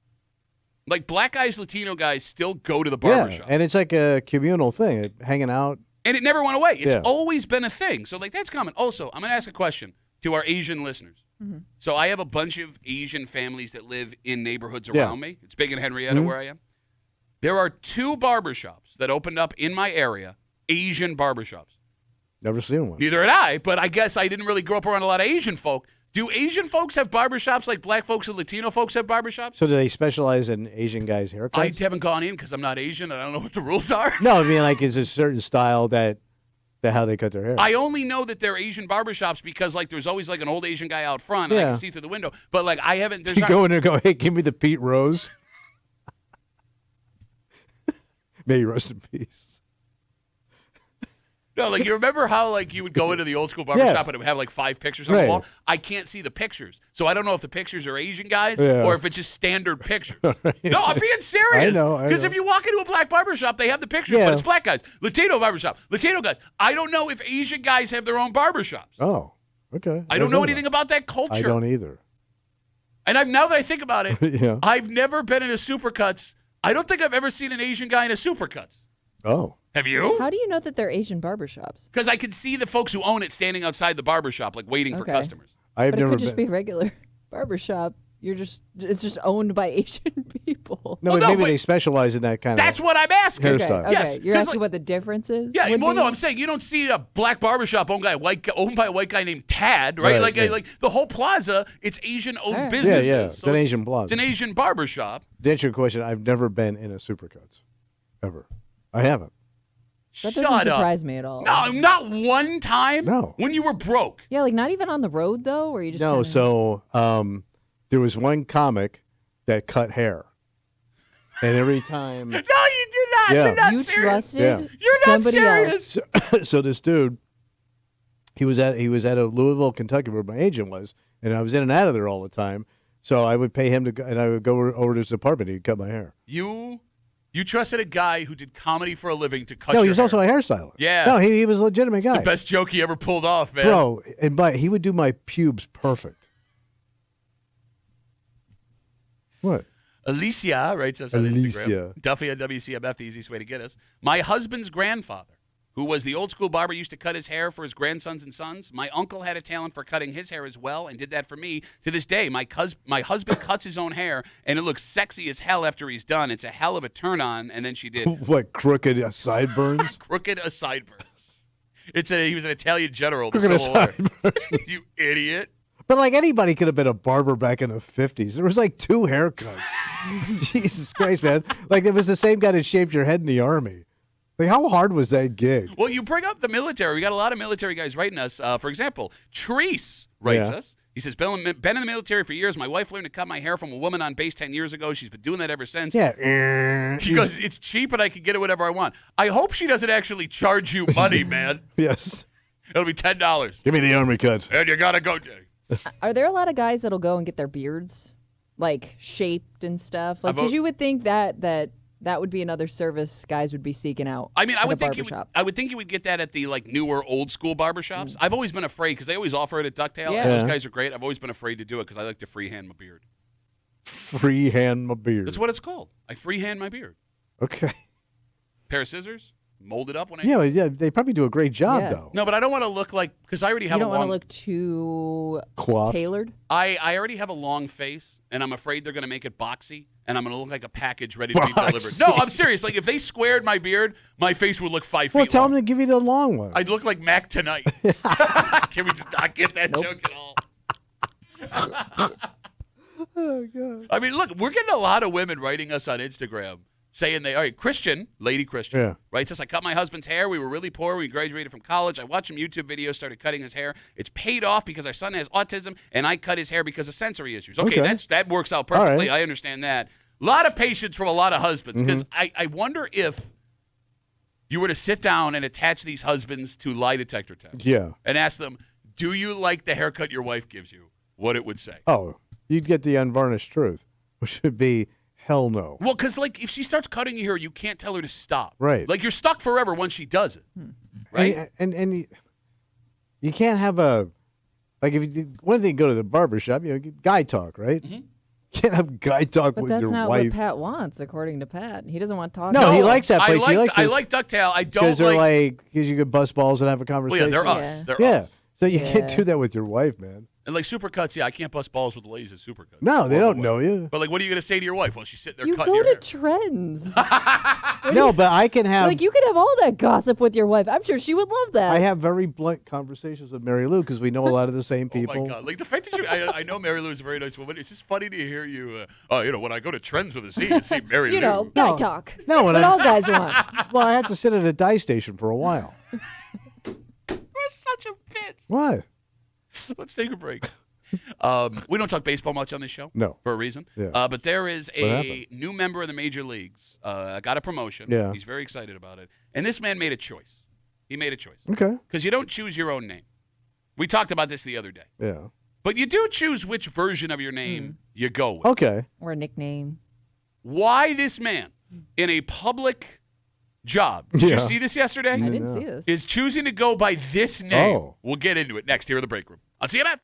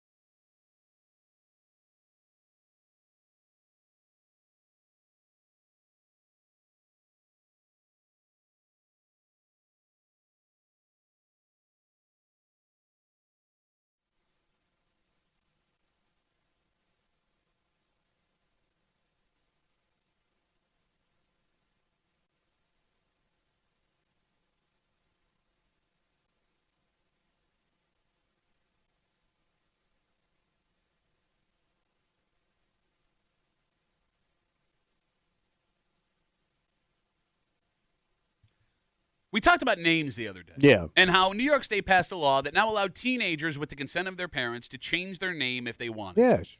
Freedom. The idea behind it was this whole custody made it easier to do this thing. But as we said before in that break, you don't choose your name. However, you do choose what version of your name you go with. Yeah. Which is what makes this story a little bit head-scratching. What happened? You're hanging out in the break room. Rochester's Classic Rock, 96.5, WCMF. Where They Whining, coming up in just a little while. Oh, boy. Get your brains ready. We'll be back doing it just a sec here in the break room on CMF. The New York Mets are on a bit of a skid right now. Oh. Not good. And they are bringing up a pitcher, maybe in hopes to correct it. Okay. The pitcher who has been pretty much a career minor leaguer. His name is Dick Lovelady. Dick Lovelady? Dick Lovelady, Yeah. newest pitcher for the New York Mets. Let me say that again. His name is Dick Lovelady. And that's what he goes by. Yes, I would like to thank Mike for sending us this on All right. Twitter last night, giving us a heads up on this. So I was curious. Yeah. Because I thought maybe he was. A Richard. No, well, I thought maybe he was named Dick, and that's why he had to do it. Like, Yeah. you're not a Kimberly, you're a Kim. Yeah. You've always been Kim. Sure. Okay. His name, he was born Richard Lovelady, Okay. which means he has chosen Yes. to go by Dick Lovelady. Even further, Yeah. he made it a point, and this is in his Wikipedia page, that when he signed with the New York Mets, he requested that he is known as Dick Lovelady in media and all official Okay. team things. So All right. call him That's a his Dick. name. He has chosen to go by Dick Lovelady. Why do you go with Dick Lovelady? I mean, it's funny. And have a little fun with it. I mean, both names are weird. Richard Lovelady. Well, I mean, you can't Well, control your last Lovelady name. But you sounds wouldn't want to. weird. Maybe you didn't want to be a Rick, Rick Lovelady? Rich, or Rich. Rich Lovelady? Richard Lovelady? That's three options you could have gone with. Yeah. He's a married man, by the way. Oh, he is. He's I married- thought it was like some punk ass kid. No. His wife, Maddie Lovelady, married him in 2019. Nothing Maddie about kids. Lovelady. Maddie Lovelady, wife of Dick Lovelady. Let me ask you a question. You meet a guy Yeah. who insists you call him Dick Lovelady. Your first thought of that man is? Well, he's an ass. Okay. He thinks he's funny. He's a guy that thinks he's funny. So that's the other negative here, because I felt the same way. Yeah. Like, you chose to go by He's Dick bad Lovelady. joke guy. Okay, so why would you want to be known as bad joke guy? But he kind of wears it with pride. On the back of his shirt, Yeah. Lovelady. Dick Lovelady. Kimmy, you meet a guy in a bar. Yeah. You're feeling the vibe. Yeah. You're single, everything's going on. We're and oh my God, before we let me get your number. I didn't even catch your name. He goes, my name's Dick. Dick Lovelady. Yeah. Is that enough to not take his phone number? I mean, I would think he's making it up. Like, I wouldn't even think that's his actual name. I did in school. There was a guy named Dick Driver the Third. That's He a was a great third. name, man. Dick Driver. And I will say, he did very well for himself. Like, he was Well, like it's right kind out of there. a ladies' man. He's Dick Driver, man. Dick Driver the Third. Yeah, I guess it's better than being Dick Hyder, Yes. which I would that would make for a better pickup line. Dick what? Dick Hyder. But it was. Stay with us. I got you. Well, I don't got you, but I got you. But even when people talked about him, they never just called him Dick. It was always Dick Driver. I do feel like there are names that are so good you have to say them in Yeah. full. Oh, yeah. Like Bob Albin. Oh, yeah, my old boss who couldn't pronounce his own name. Okay, so Gus has written us on Instagram, Duffy on WCMF, easiest way to get us. He says he doesn't want to go by Dick. He's actually requested to go by Dickie, which is even worse. So I Dickie saw Dick Lovelady. Is Dickie Lovelady worse Okay. than Dick Lovelady? No, I think that's a little bit more. Dickie Lovelady. It doesn't flow very well, but Dickie kind of sounds like a baseball name, I guess. It does more juvenile. Yeah, it sounds like a kid. Something maybe people called you when you were a kid. So I Dickie get it. Yeah. Dickie Lovelady? Yeah. Yeah, I've never met a grown-ass Dickie. No. Can you think of a first-name Dickie grown-ass person? There's got to be one. We're Name it. forgetting. There's not any dicks around anymore. That's what I... Damn it. I had 7 jokes hit my brain at the same time. When's the last time you met a guy that went by Dick? I mean, that's from my the last guy I knew. This guy had a great name. I cut meat with him. His name was Dick Pike. That is a great name. It's about as blunt as it gets. That is a great name. And that's another one of those names you would have to say the whole thing. Yeah, Dick Pike. Dick Pike. He would answer the phone, like you got a phone call, he would just answer it, Pike. I'm jealous of Had him. a crew cut, the black horn rim glasses. He looked like a Dick Pike. You know, now that you bring it up, it is weird that Dick has disappeared. Now, granted, It's an old school name. But it's also a powerful name. Yeah. Dick. But it's old, like Joe. But anything that goes with Dick sounds powerful afterwards. Yeah. It's very, yeah. You know what I'm saying? Yeah. Like at least it's Mark. It's like one syllable first names. Are like I'm very fortunate. My name is Pat Duffy. Works Right. great for show business, right? Yeah. Pat Duffy, ladies and gentlemen. Dick whatever always works, except Dick Lovelady. Yes. You also can't have a one-syllable first name with a multiple-syllable last name. Oh, yeah. You know what I'm saying? Yeah. It's Although- got to be blunt on both ends. And if it is a two-syllable last name, it's got to be fast. Duffy. Right. Duffy. Like you got Tommy Muley. It flows perfectly. Dickie Lovelady does not work. So I had an Uncle Ron, who my Aunt Dot married. Okay. It was Ron Wild. Oh. Good name, right? That's a great name. Yeah. Yeah. But, how many Rons do you meet anymore? I had an Uncle Ron, but he died like 10 years ago. They're all gone. No, all, I know. All the I know. Rons are in the ground. I take it back. I know two Rons, my age. Really? Yep. A Ronnie and a Ron. Oh. Maybe it's coming back. 252 WCMF 252-9263. We're talking about new Mets pitcher Dickie Lovelady called up yesterday. He has requested that he goes by Dickie Lovelady. Alicia writes us on Instagram, if you say his names 3 times, you end up pregnant. So don't do that. Is it possible, Kimmy, he's doing this just to increase jersey sales? Because they get a cut of that. Oh, they do? Yeah. Oh, that would work. Possibly. But I mean, you're just getting Lovelady. You're not getting Dickie Lovelady on it. Okay, because there was a Cubs player from Japan. Yeah. This was like 15 years ago. His last name was Fukudomi, but it was spelled Yeah. F-U-K-U-D-O-M-E. That's great. And those jerseys still exist all over Chicago. Like he was just an average baseball player Yeah. that came over, but because of what it looks like on the back, That's awesome. all the scumbags went out and bought one. So he benefited financially. Okay, so maybe he's pulling a move. Okay. 252 WCMF 252-9263. Let's take one call before we get to where they Mm-hmm. whining. Brad's on CMF. Hey, Brad, how are you, buddy? Hey, I'm doing pretty good. How you doing this morning? Good, man. What's up? I got a weird Richard name for you. Years ago, when I was a teenager, I worked at a restaurant, basically a place, and had a new manager came in. His name was Richard Hare, and he insisted on being called Dick. No, come on. I swear to God, I swear on my life right now, the guy's name was Richard Hare, and he insisted that we called him Dick. Do you know how hard it is to walk into work in the morning and not look at him and go, "Hey, how's it going, puby?" I'm sorry. What? Your phone cut out. What was that last part? I missed it. I'm sorry, Brad. I'm sorry. No, I'm sorry. I mean, can you imagine how hard it is to go into work and not look at the guy and say, "Hey, good morning, how's it going, puby?" Oh, your phone keeps cutting out on Brad. What was that? You said what? Good morning. That's what I got. I'm sorry, buddy. Go ahead. Well, I would say, you know how hard it is to say good morning to that guy and not look at him and say, "Good morning, how's it going, puby?" I can't do it again. No, I hear you, buddy. Brad, thanks for the call, buddy. Have a good rest of the day. He's just too innocent and sweet. I can't do it again. I can't do it again.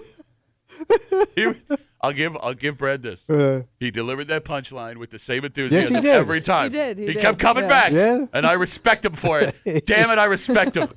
All right. It's that time. Let's do this, buddy. Phone number is 252-WCMF, 252-9263 if you want to try and guarantee your way in. Kimmy's got her post. We read it next. Where are they whining? Next, here in the break room on CMF.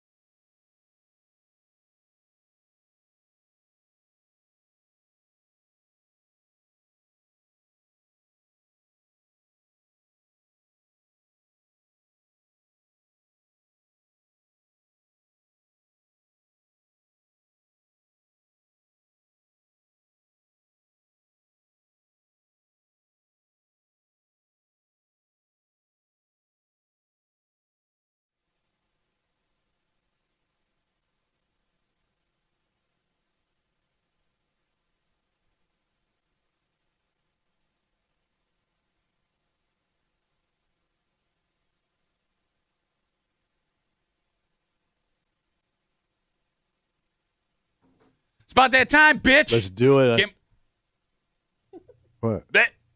Kimmy's got her post in the neighborhood app. She's ready to read it out loud. You are hanging out in the break room, Rochester's Classic Rock 96.5, WCMF. It's Tuesday. It's 9 o'clock. It's time for everyone's favorite break room game, Where They Whining, and here's how it works. The phone number is 252-WCMF, 252-9263. You guys have been sending posts from neighborhood apps across the greater Rochester area to Kimmy, and we greatly appreciate it. She removes street names and town references to not give it right away. But if you listen, you have to listen. You will hear tiny little clues that will let you know where this post happened. All of you folks that are calling, sitting on hold now, or will call us down the road, you're going to decide which town, and we're going to figure out together where they want it. Did we have a winner last week, Kimmy? I don't think we believe, did. Okay, Mark won. Okay. I think that was last week. Okay, Mark. So but he was like a newer participant, I believe. So Okay. I don't know. Yeah, I don't know if he has not called in yet. So if Mark shows up, Yeah. he will be sitting in the Ben hole this week. Deep in the Ben hole. Mark will be deep in the Ben The hole. bottom of the pit of the Ben hole. One of my favorite Bee Gees songs of all time. How deep is Ben's hole? Ben's hole. How Ben's deep hole. is Ben's hole? Really pretty deep. All right. You ready? Yeah, I'm ready. I got my lucky shorts on. Lucky for everybody. People looking at the shorts. Kimmy, just hit the button. Let's do the damn thing. Rockport! Greece! Fairport! Where they whining? Hello, everyone. I'm trying to start a group for people passionate about preserving, planting, and educating others about native plants in our area. People these days are so irresponsible with their gardens. I don't think it's intentional. They're just unaware and misinformed. Locals are bringing invasive species of plants to our region just because they are trendy and look cool. Somebody made a mistake. This is not the way.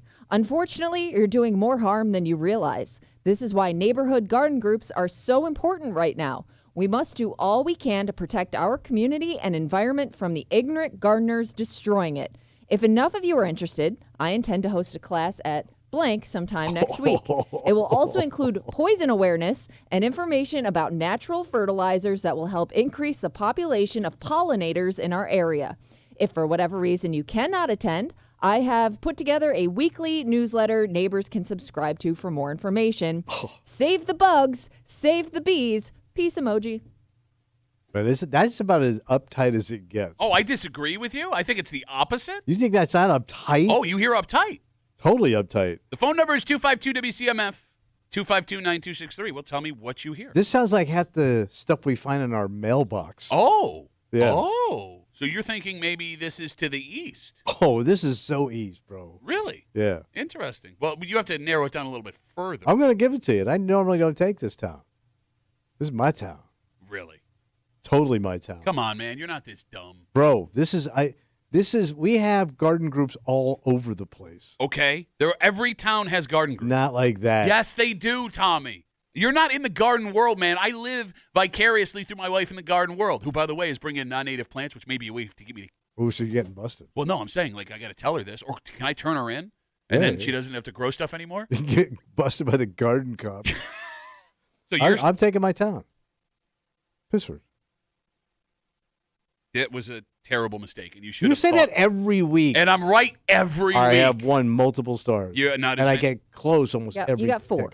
4 on the board. Okay. Yeah. And you've been playing for 2 years. Which So have you. chart. You've only got you only have 5. Okay, but I got one more than 4, you bitch-ass bitch. All right, this is not any suburb in the greater Rochester area. This is a city post, and I know these people. It's 100% a Kind city of post. crap garden you got going in a grimy-ass city. For every neighborhood in the city have these people that take the gardening super seriously. For example, we've discussed at multiple occasions people that want to, Kimmy, let their yards go what they call native, where they don't mow it and they bring the bees back. It was a big thing in the can I say a neighborhood without picking that neighborhood? I would pick one and one. Just only. give it. You are way more strict with me than you are with him. God damn. It's unfair. No. You're saying you're not saying a neighborhood that it's not. Okay. I got 3 neighborhoods in my head. But I think I'm going to go with the Highland Park area. Highland Park. Does that work for you, Kimmy? That's a neighborhood. Okay, Highland Park. That ain't no Highland Park. See, you weren't listening. I was listening. You're ranting about city garden. No, she made a mistake. Kimmy did. I And did? she changes things. She said I don't change neighborhood. anything. I take region. things out that give I know. clues. I know. Too obvious a clue. And you said neighborhood and went neighborhood region. I feel like this post started with neighborhood. She meant to change neighborhood. She forgot to change Maybe neighborhood. she's Just jiving misspoke. you. Maybe that's one of her little twists. No, she's not that smart, man. With all due respect. I honestly just He says you're didn't dumb. mean No. to say neighborhood. He said Okay. you're dumb. Okay. You were reading it verbatim. Phone number is 252-WCMF, 252-9263. All right, so we got Mark in the Ben hole. We know about that. And there was one rule and one rule only. What's that? When you call the show, Yep. you get one pick, single pick. If you hear the town you're going to pick while you're sitting on hold, you got two options. Hang up the phone, try again next week. We won't be mad. Or pick another town. Got it. If we pick up the phone and you say, I was going to say, but then it went, you have been disqualified, and the commissioner has all final say. Let's kick it off with a lady this week. All right. Let's talk to Alex. Alex, where are they whining? I'm going to go with Irondequoit. Why Irondequoit? I don't know. I have a gut feeling it's a good blend of, different types of people, and it's got a bunch of different kinds of neighbors in it. I don't know. I just have a feeling. this week. People. All kinds of Quaiting people. No, we're So you're taking the Quait. like what? I'm Bob? sorry, what? You're taking He's the like, I have Quait? no idea what you're talking about. He's calling it the Quait, No idea. Alex. We don't know why. No, what bothers me more than it's a stupid nickname calling it the Quait. He doesn't even say it right. He calls it the Quait. Quait. Quait. The like Quait. like it's Oh. McQuaid. Don't Yeah, the laugh. Quait. No, okay. I thought you said McQuaid. I was like, Thank what? you, because he's an idiot. Alex, we got you for Irondequoit. Thank you for the call. 252-WCMF, 252-9263. Let's talk to Jacob. Jacob, where are they whining, buddy? I was going to say Greece, so I'm going to go with Greece. Ah! He got me all excited. Why Greece? I have no idea. I just wanted to call in and say it. You just wanted to say the yep. word Greece into Yeah. the radio. Okay, well, Feels guess what? good. Check that off your bucket list, buddy. You nailed it. And I got roasted by you this morning, so. All right, man. This is a great day for Jacob. All right. Jacob, never call again. Thanks for the call, buddy. Have a good rest of the day. All right, see ya. There goes. Somebody's done with school. Oh, I didn't even think about that. 252-WCMF, 252-9263. Let's talk to Caleb. Hello, Caleb. Hello, Duffy. Where they We wa- are going to go with the great neighborhood of Pittsburgh. Or, sorry. He said Pittsburgh, not meaning to say Pittsburgh. Kimmy, what happens? Kimmy is on the phone. We need to go to the commissioner. He's been disqualified, Caleb! Caleb, you blew it so hard! You blew it like Tommy's mom blows it so hard! Why are you dragging my mother into this? She's a skink! I'm such an idiot. That's not even at all what I wanted to say. I'm an idiot. Well, what did you want to say? Oh, I'm already disqualified. I was going to say Fairport. No, you've been double disqualified! You're such Ooh, a double. Sorry, Caleb. Caleb has been Hey, DQ'd. Duffy, real quick. Yeah. If your AC breaks, you can't come live with me, but if you just want to hit me up, I'll come fix it for you. Well, it sounds based on the bang in the background like you're nailing it, so I'll definitely hit you up, Caleb. Thanks for the call, buddy. Have a good rest of the day. I'll fix your AC. Boom! He just beats it into submission. 252-WCMF, our first disqualification in a while. Yeah. Let's talk to Bob. Bob, where are they whining, buddy? It's got to be Mendon.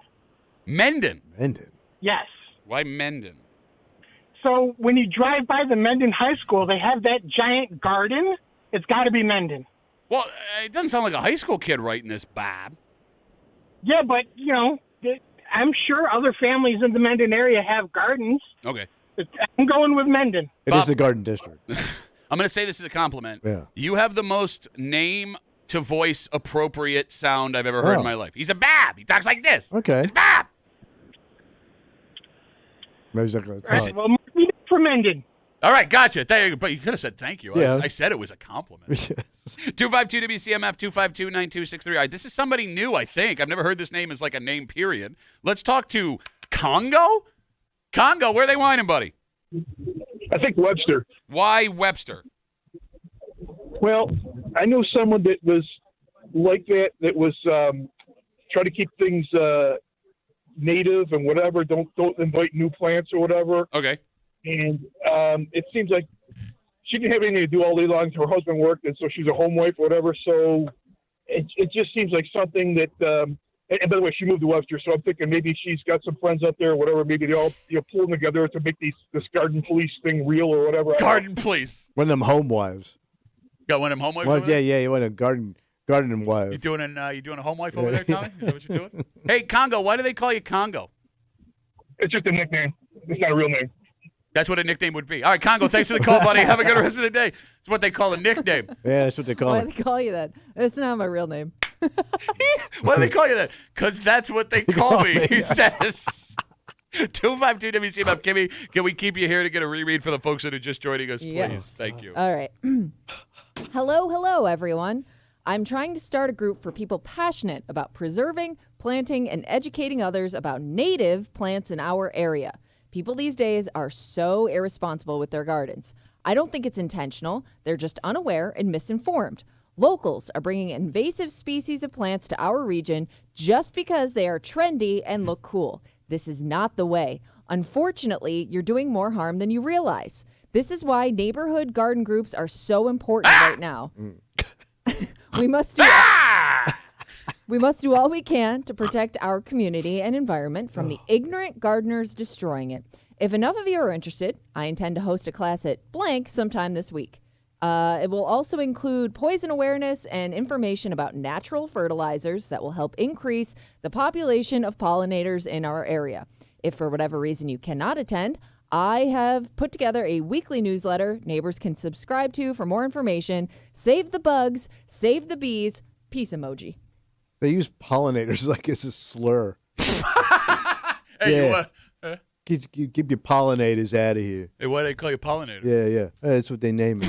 252 What about it? 252-9268. Tommy is in Pittsford. I am in the Highland Park neighborhood. Alex is in Irondequoit. Jacob is in Greece because I just want to say Greece. Caleb yelled Pittsford and disqualified himself. Bab is in Mandan. Yeah. Congo, he's in Webster. It's not my real name. It's what's called a nickname. 252 WCMF. A man whose coworkers called last week and says he was a lazy-ass bitch every Tuesday. Yeah. Armand's on CMF. Armand, where are they whining? I got two towns in mind, somewhere on the 490. But I'm going to go with my original pick, and I guess Henrietta. Henrietta. Why Henrietta? Because your wife's porch look like it has invasive. He ain't wrong. Based on your house. He is not wrong. He is not wrong. It's obscene. And I know Henrietta got a huge garden club, and they meet at the town hall every week. So I'm going Henrietta. Did I tell you my wife not only has all of the plants at my house? Yeah. Right, that has enveloped my home. Yeah. She also owns a plot at the town garden. Oh, that's cool. Oh, really? That she no, it's not cool. It's so then you got to go and tend that. I ain't doing nothing. She goes and tends that. She goes and tends that. All right. Armand, get back to work. I can't. Bye, Armand. 252 WCMF 252-9263. Let's talk to Barber. Barber, where are they whining, buddy? Morning, guys. Like you said, there's only a couple barbers per neighborhood. There's only one barber per live stream, and that's good. Boo! You suck. Barber sucks. Get off the stage.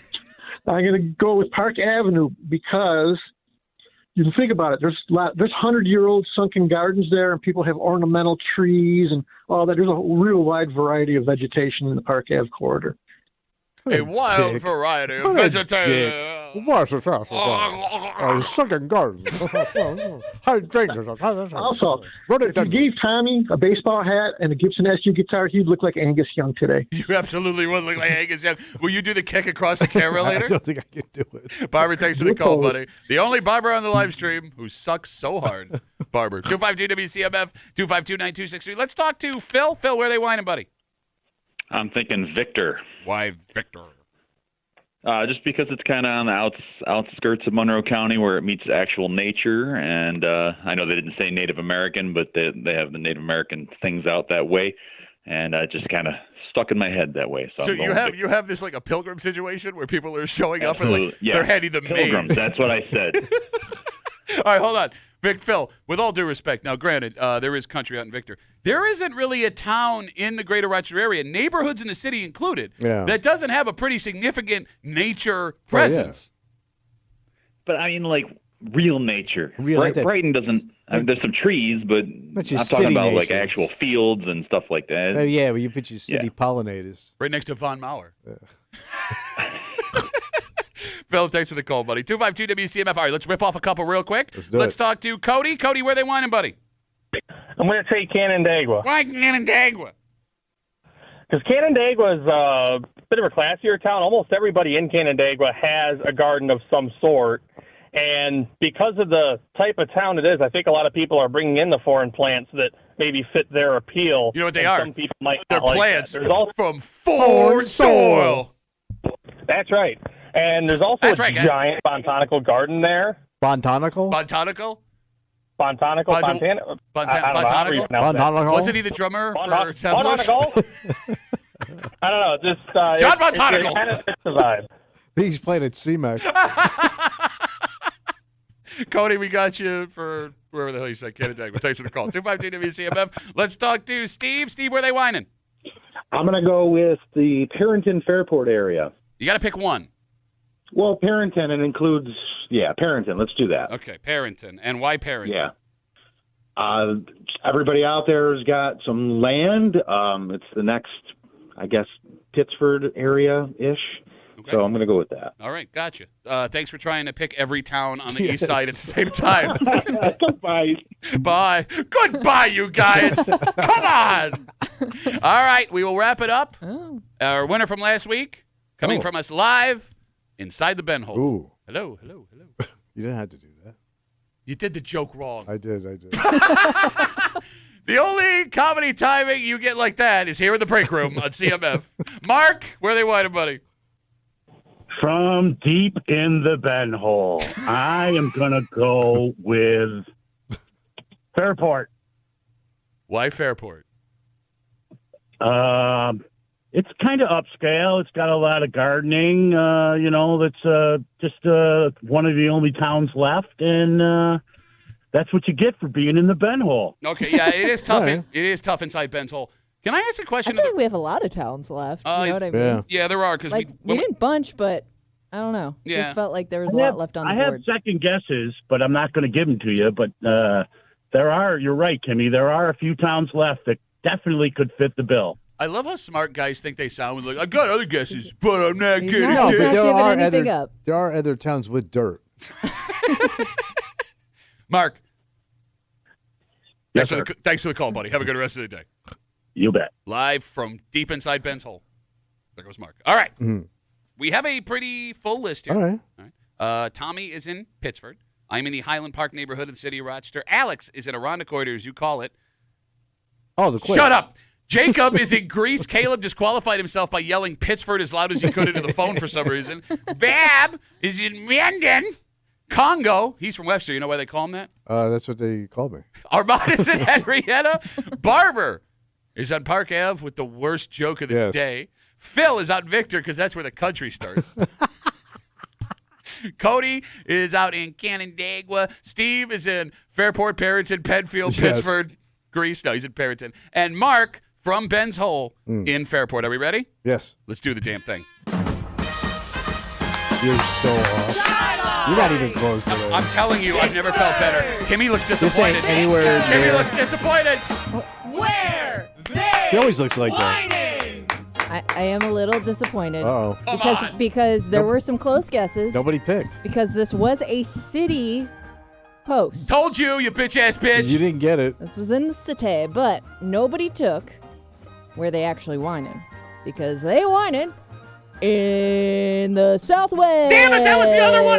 Damn it. Me too. No, shut up. Yeah, no, I was thinking of that one too. Highland Park You're pretty touches. close. You're Highland touching. Park, it touches South Wedge. I couldn't figure out which one to go. I figured South Wedge. Touch and don't win, buddy.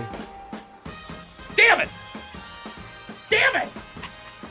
What are you laughing at? You couldn't have been more off. Well, what's what's the matter? We both ain't got no star. It ain't in the city. There ain't no garden in the city. So the Ben Hole is open next week. Wide open Ben Hole. Wide open. Gaping. An empty Ben Hole. Or gaping, empty Ben hole. All right, Caleb is now writing us on Instagram. I yelled because the split second I said Pittsford, I realized I effed it up. Caleb, it's all right. Come back next week and try it again. Yeah. Nobody won. We had, again, like we said, a gaping, wide open Ben hole next week. All right, let's take a break. Great news coming from St. John Fisher. What happened? Well, we know the Bills are coming to camp this year, but it looks like it's more than just this year. And we finally have an answer to when is this going to end. So they kind of have a contract? We'll get into it next here in the break room on CMF.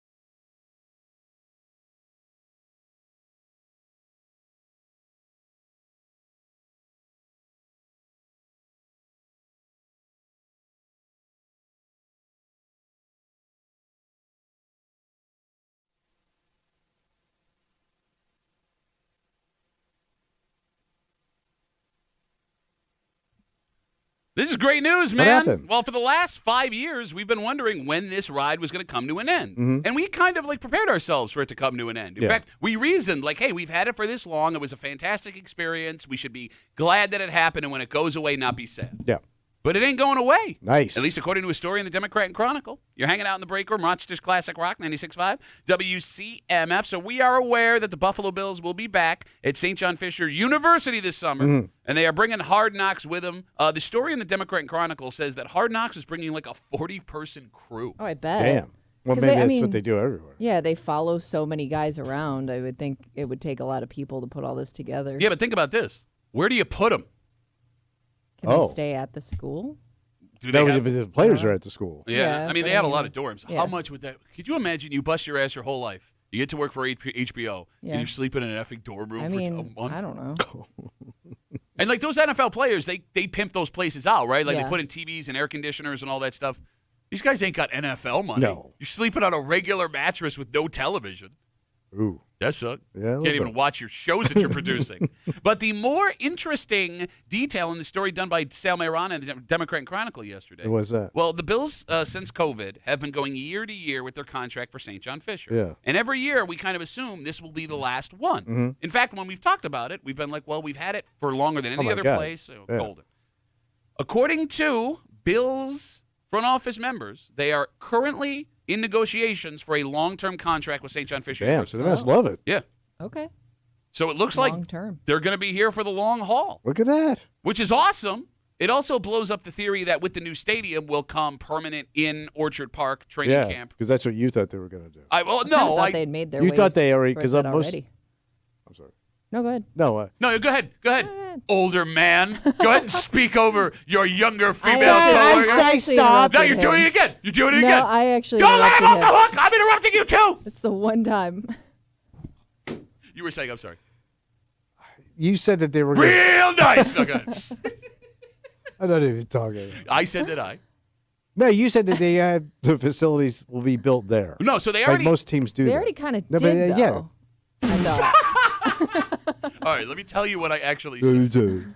No, I had said that I didn't think they had built anything into the new stadium that would make the training camp situation better for them. All right. What is strange with the Bills coming to training camp at Fisher every year, and it's great, I love it. Mm. The Bills have some of, if not the best training facilities in the NFL. The Pagulas went through a couple of years ago, and they upgraded absolutely everything. Everything in Orchard Park. Oh, yeah. So, they have what looks like a barn Oh. off to the side of the stadium if you ever go to the games. That's the performance center in there. They have an indoor turf. They have 2 outdoor fields. They have this insane weight room, nutrition area, cafeteria. Wow. It is top effing notch. Free agents rave about this thing when they come and see it. Yeah. So it's strange to me that they make this trip to Fisher. And I understand that the Bills also invest money in Fisher for their weight room and stuff so the Bills can use it. But I can't imagine it's anything close to what they have at home. Yeah. So they must really love the camaraderie Yeah. and getting away and spending time together. It is unique. They say it's the nicest one, right? I mean, back in the day when they first started coming to Fisher, they sent NFL representatives from other teams Yeah. to see what the Bills were doing to replicate it. But in that time, the majority of NFL teams have moved back to stadium training camp, Gotcha. which is also weird because when you do that for your rookies and guys on free agent undrafted deals, they have to live out of a hotel. Oh. Yeah. Well, I'll get used to that anyway, right? Well, no, because if you make the team, you buy Yeah, your Oh, I yeah, mean, true. Then Right. you can make a more permanent decision. But Yeah, yeah, you're right. Where do you put them all? Yeah, the one positive for having, camp here, yes, Josh Allen has to sleep in a dorm room, but every guy that's there without guaranteed making the roster has a place to sleep. Yeah, And you're that not is- waking up and eating continental breakfast every day. 252 WCMF 252-9263. Story in the DNC yesterday from Sal Mayrana says that the Bills and St. John Fisher are currently in the midst of negotiating a long-term deal to keep them at Fisher for Bills training camp for the foreseeable future. So we already have the longest training camp tenure. We're past Fredonia. We're past what used to be Niagara University when they did it way back in the day. I am a little bit surprised. What's Happy. Surprised they're not pushing north towards Toronto. Oh, to Well, get with all more those fans? Schools in Buffalo too. I mean, You don't need to do it in Buffalo. You use training camp as an advertisement. Yeah. Right? Like everybody in Buffalo knows the Bills exist. They know who the players are. They are excited to come see them. They moved to Fisher initially. All right. Well, to draw Rochester people to buy tickets. Yes, they wanted Rochester season ticket holders. There are new owners, minority owners in the Bills. 2 of them, Tracy McGrady and Vince Carter, former Toronto Raptors. The rest of them, Toronto business people. I thought that was a signal that they were going to start increasing their presence. Also, the Bills were granted international rights in Canada, Southern Ontario, by the NFL this year. So they don't have to worry about everybody getting back and forth? I guess the NFL can tell you where you can and can't promote your team outside of the U.S. It's like a thing they have. But I'm guessing, would it be a big deal for Toronto because they got so much going on? Would it be that big of a pop? Would it be a draw? Yeah. It's a good question. I mean, it's such a major city. You're right about that. But if you look at what would be going on in Toronto, you'd have the concerts in the summertime. Mm-hmm. The Jays would be in their home stretch, I guess, right? In August, July, August. Yeah. But outside of that, the Leafs aren't playing. The Raptors aren't playing. But there's so much summer stuff going on, too. And traffic getting to and from. And the taxes. Oh, don't get me started about the taxes. And the traffic. Maybe it has something to do. I mean, you could do it in the suburbs, like just outside of Toronto. I mean, I guess the one thing you would have to worry about, and I'm serious when I say this. Oh, yeah, if we go to war. No, what? Yeah. When we make a mistake. If you have any players that have been arrested or have a conviction, they that's ain't what going. I was wondering. Like, is it as easy as we think to get everybody? Oh, shut up, old man! It's not half the league. Half that league. Shut has up. been walking around, looking around. Maybe running one around. Bills player that has any conviction on their You know, record. I bet you they beyond do. the players too. That whole, you got to move that whole staff and everybody involved with the franchise to and from. You can't name me a single Buffalo Bills player that has a conviction. I bet you. Name them. I can't because they keep it secret. No, they don't, you idiot. It's the first thing that gets public immediately. Not major, but a little. That's not illegal.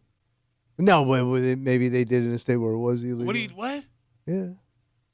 It's half that league's got problems, man. Name one guy on the Washington Williams. I don't know. Washington Williams. Jonesy. It's weird that he's got two last names. Jonesy. Washington Williams Jonesy. He's got a last name, first, middle, and last Double name. Jonesy. Shut I don't up. know. Shut up. You know, that brings up another question. The NFL are going to play the most international games ever this year they have in a season. Yeah. There are players that have dealt with this stuff in the past. Does the NFL have the ability to go to like these countries that won't allow convicted people and be like, hey, they're coming with us? I don't know. Maybe how so. does that? We've never heard of that happening. Somebody getting left behind. So, fun fact, I believe. Could you Google this for me? Do you remember Bob Probert? It sounds familiar. Bob Probert was an NHL hockey player. Got famous with the Detroit Red Wings. He was a fighter, Right. very scary fighter in the late '80s, early '90s. Bob Probert, I believe, got a DWI in Canada. Oh. And there was a time. There was a drinking time. Thanks. During the season where I do not believe he was allowed to travel to Canada to play hockey. Well, Canada's tough with that. Yeah. For sure. Maybe the other European countries aren't as tough or they can negotiate it. But I've never heard of, like, because, you know, the Bills played that Yeah. Bills and Toronto series. There were guys on those rosters with convictions. Nobody ever was forced to stay home. Oh, so maybe you can. Maybe it's changed? Yeah. But I remember as a kid them talking about it on SportsCenter. Like, Bob Probert did not play because he cannot enter the country. Yes, he was barred from entering Canada due to a drug conviction. That's it. But he was eventually able to play after receiving a waiver. Could you I don't know what imagine, that like, you know, out knee, out back, Bob Probert, out drugs, drugs and international policy? We come back, we wrap it up, we tell you what we're doing tomorrow next here in the break room on CMF.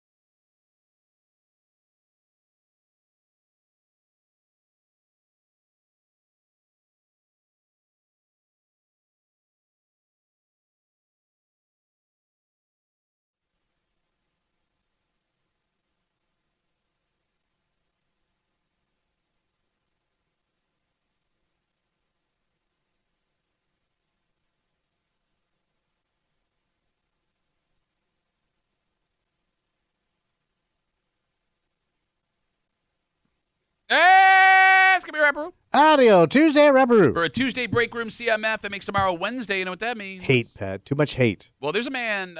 Yeah, it's hate mail. It counts as hate mail. We told you a story 2 weeks ago of a chief of police in a local town that was finally sentenced for a crime. A crime where he admitted to, while working not only as the chief of police, but as a school resource officer. Oh, yeah. The police officer inside the school.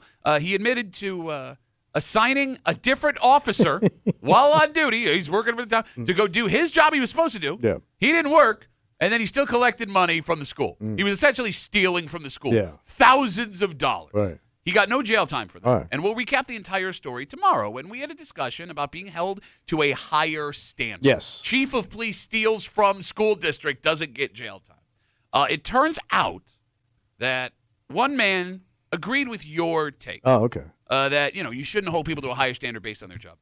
But he seems to have taken it a step further. Oh. Because his argument is the chief of police makes a lot of money. And this wasn't that much money that he took compared to his salary.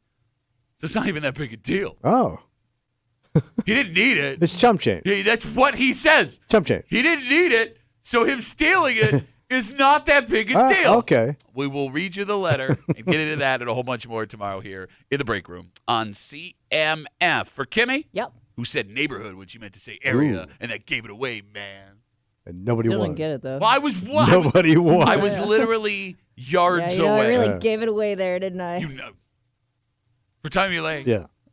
Penford, it's not the city. It's not the city, no, you stupid ass bitch. My name's Pat Duffy. We'll see you tomorrow morning in the break room, 6 a.m. on 96.5 WCMF.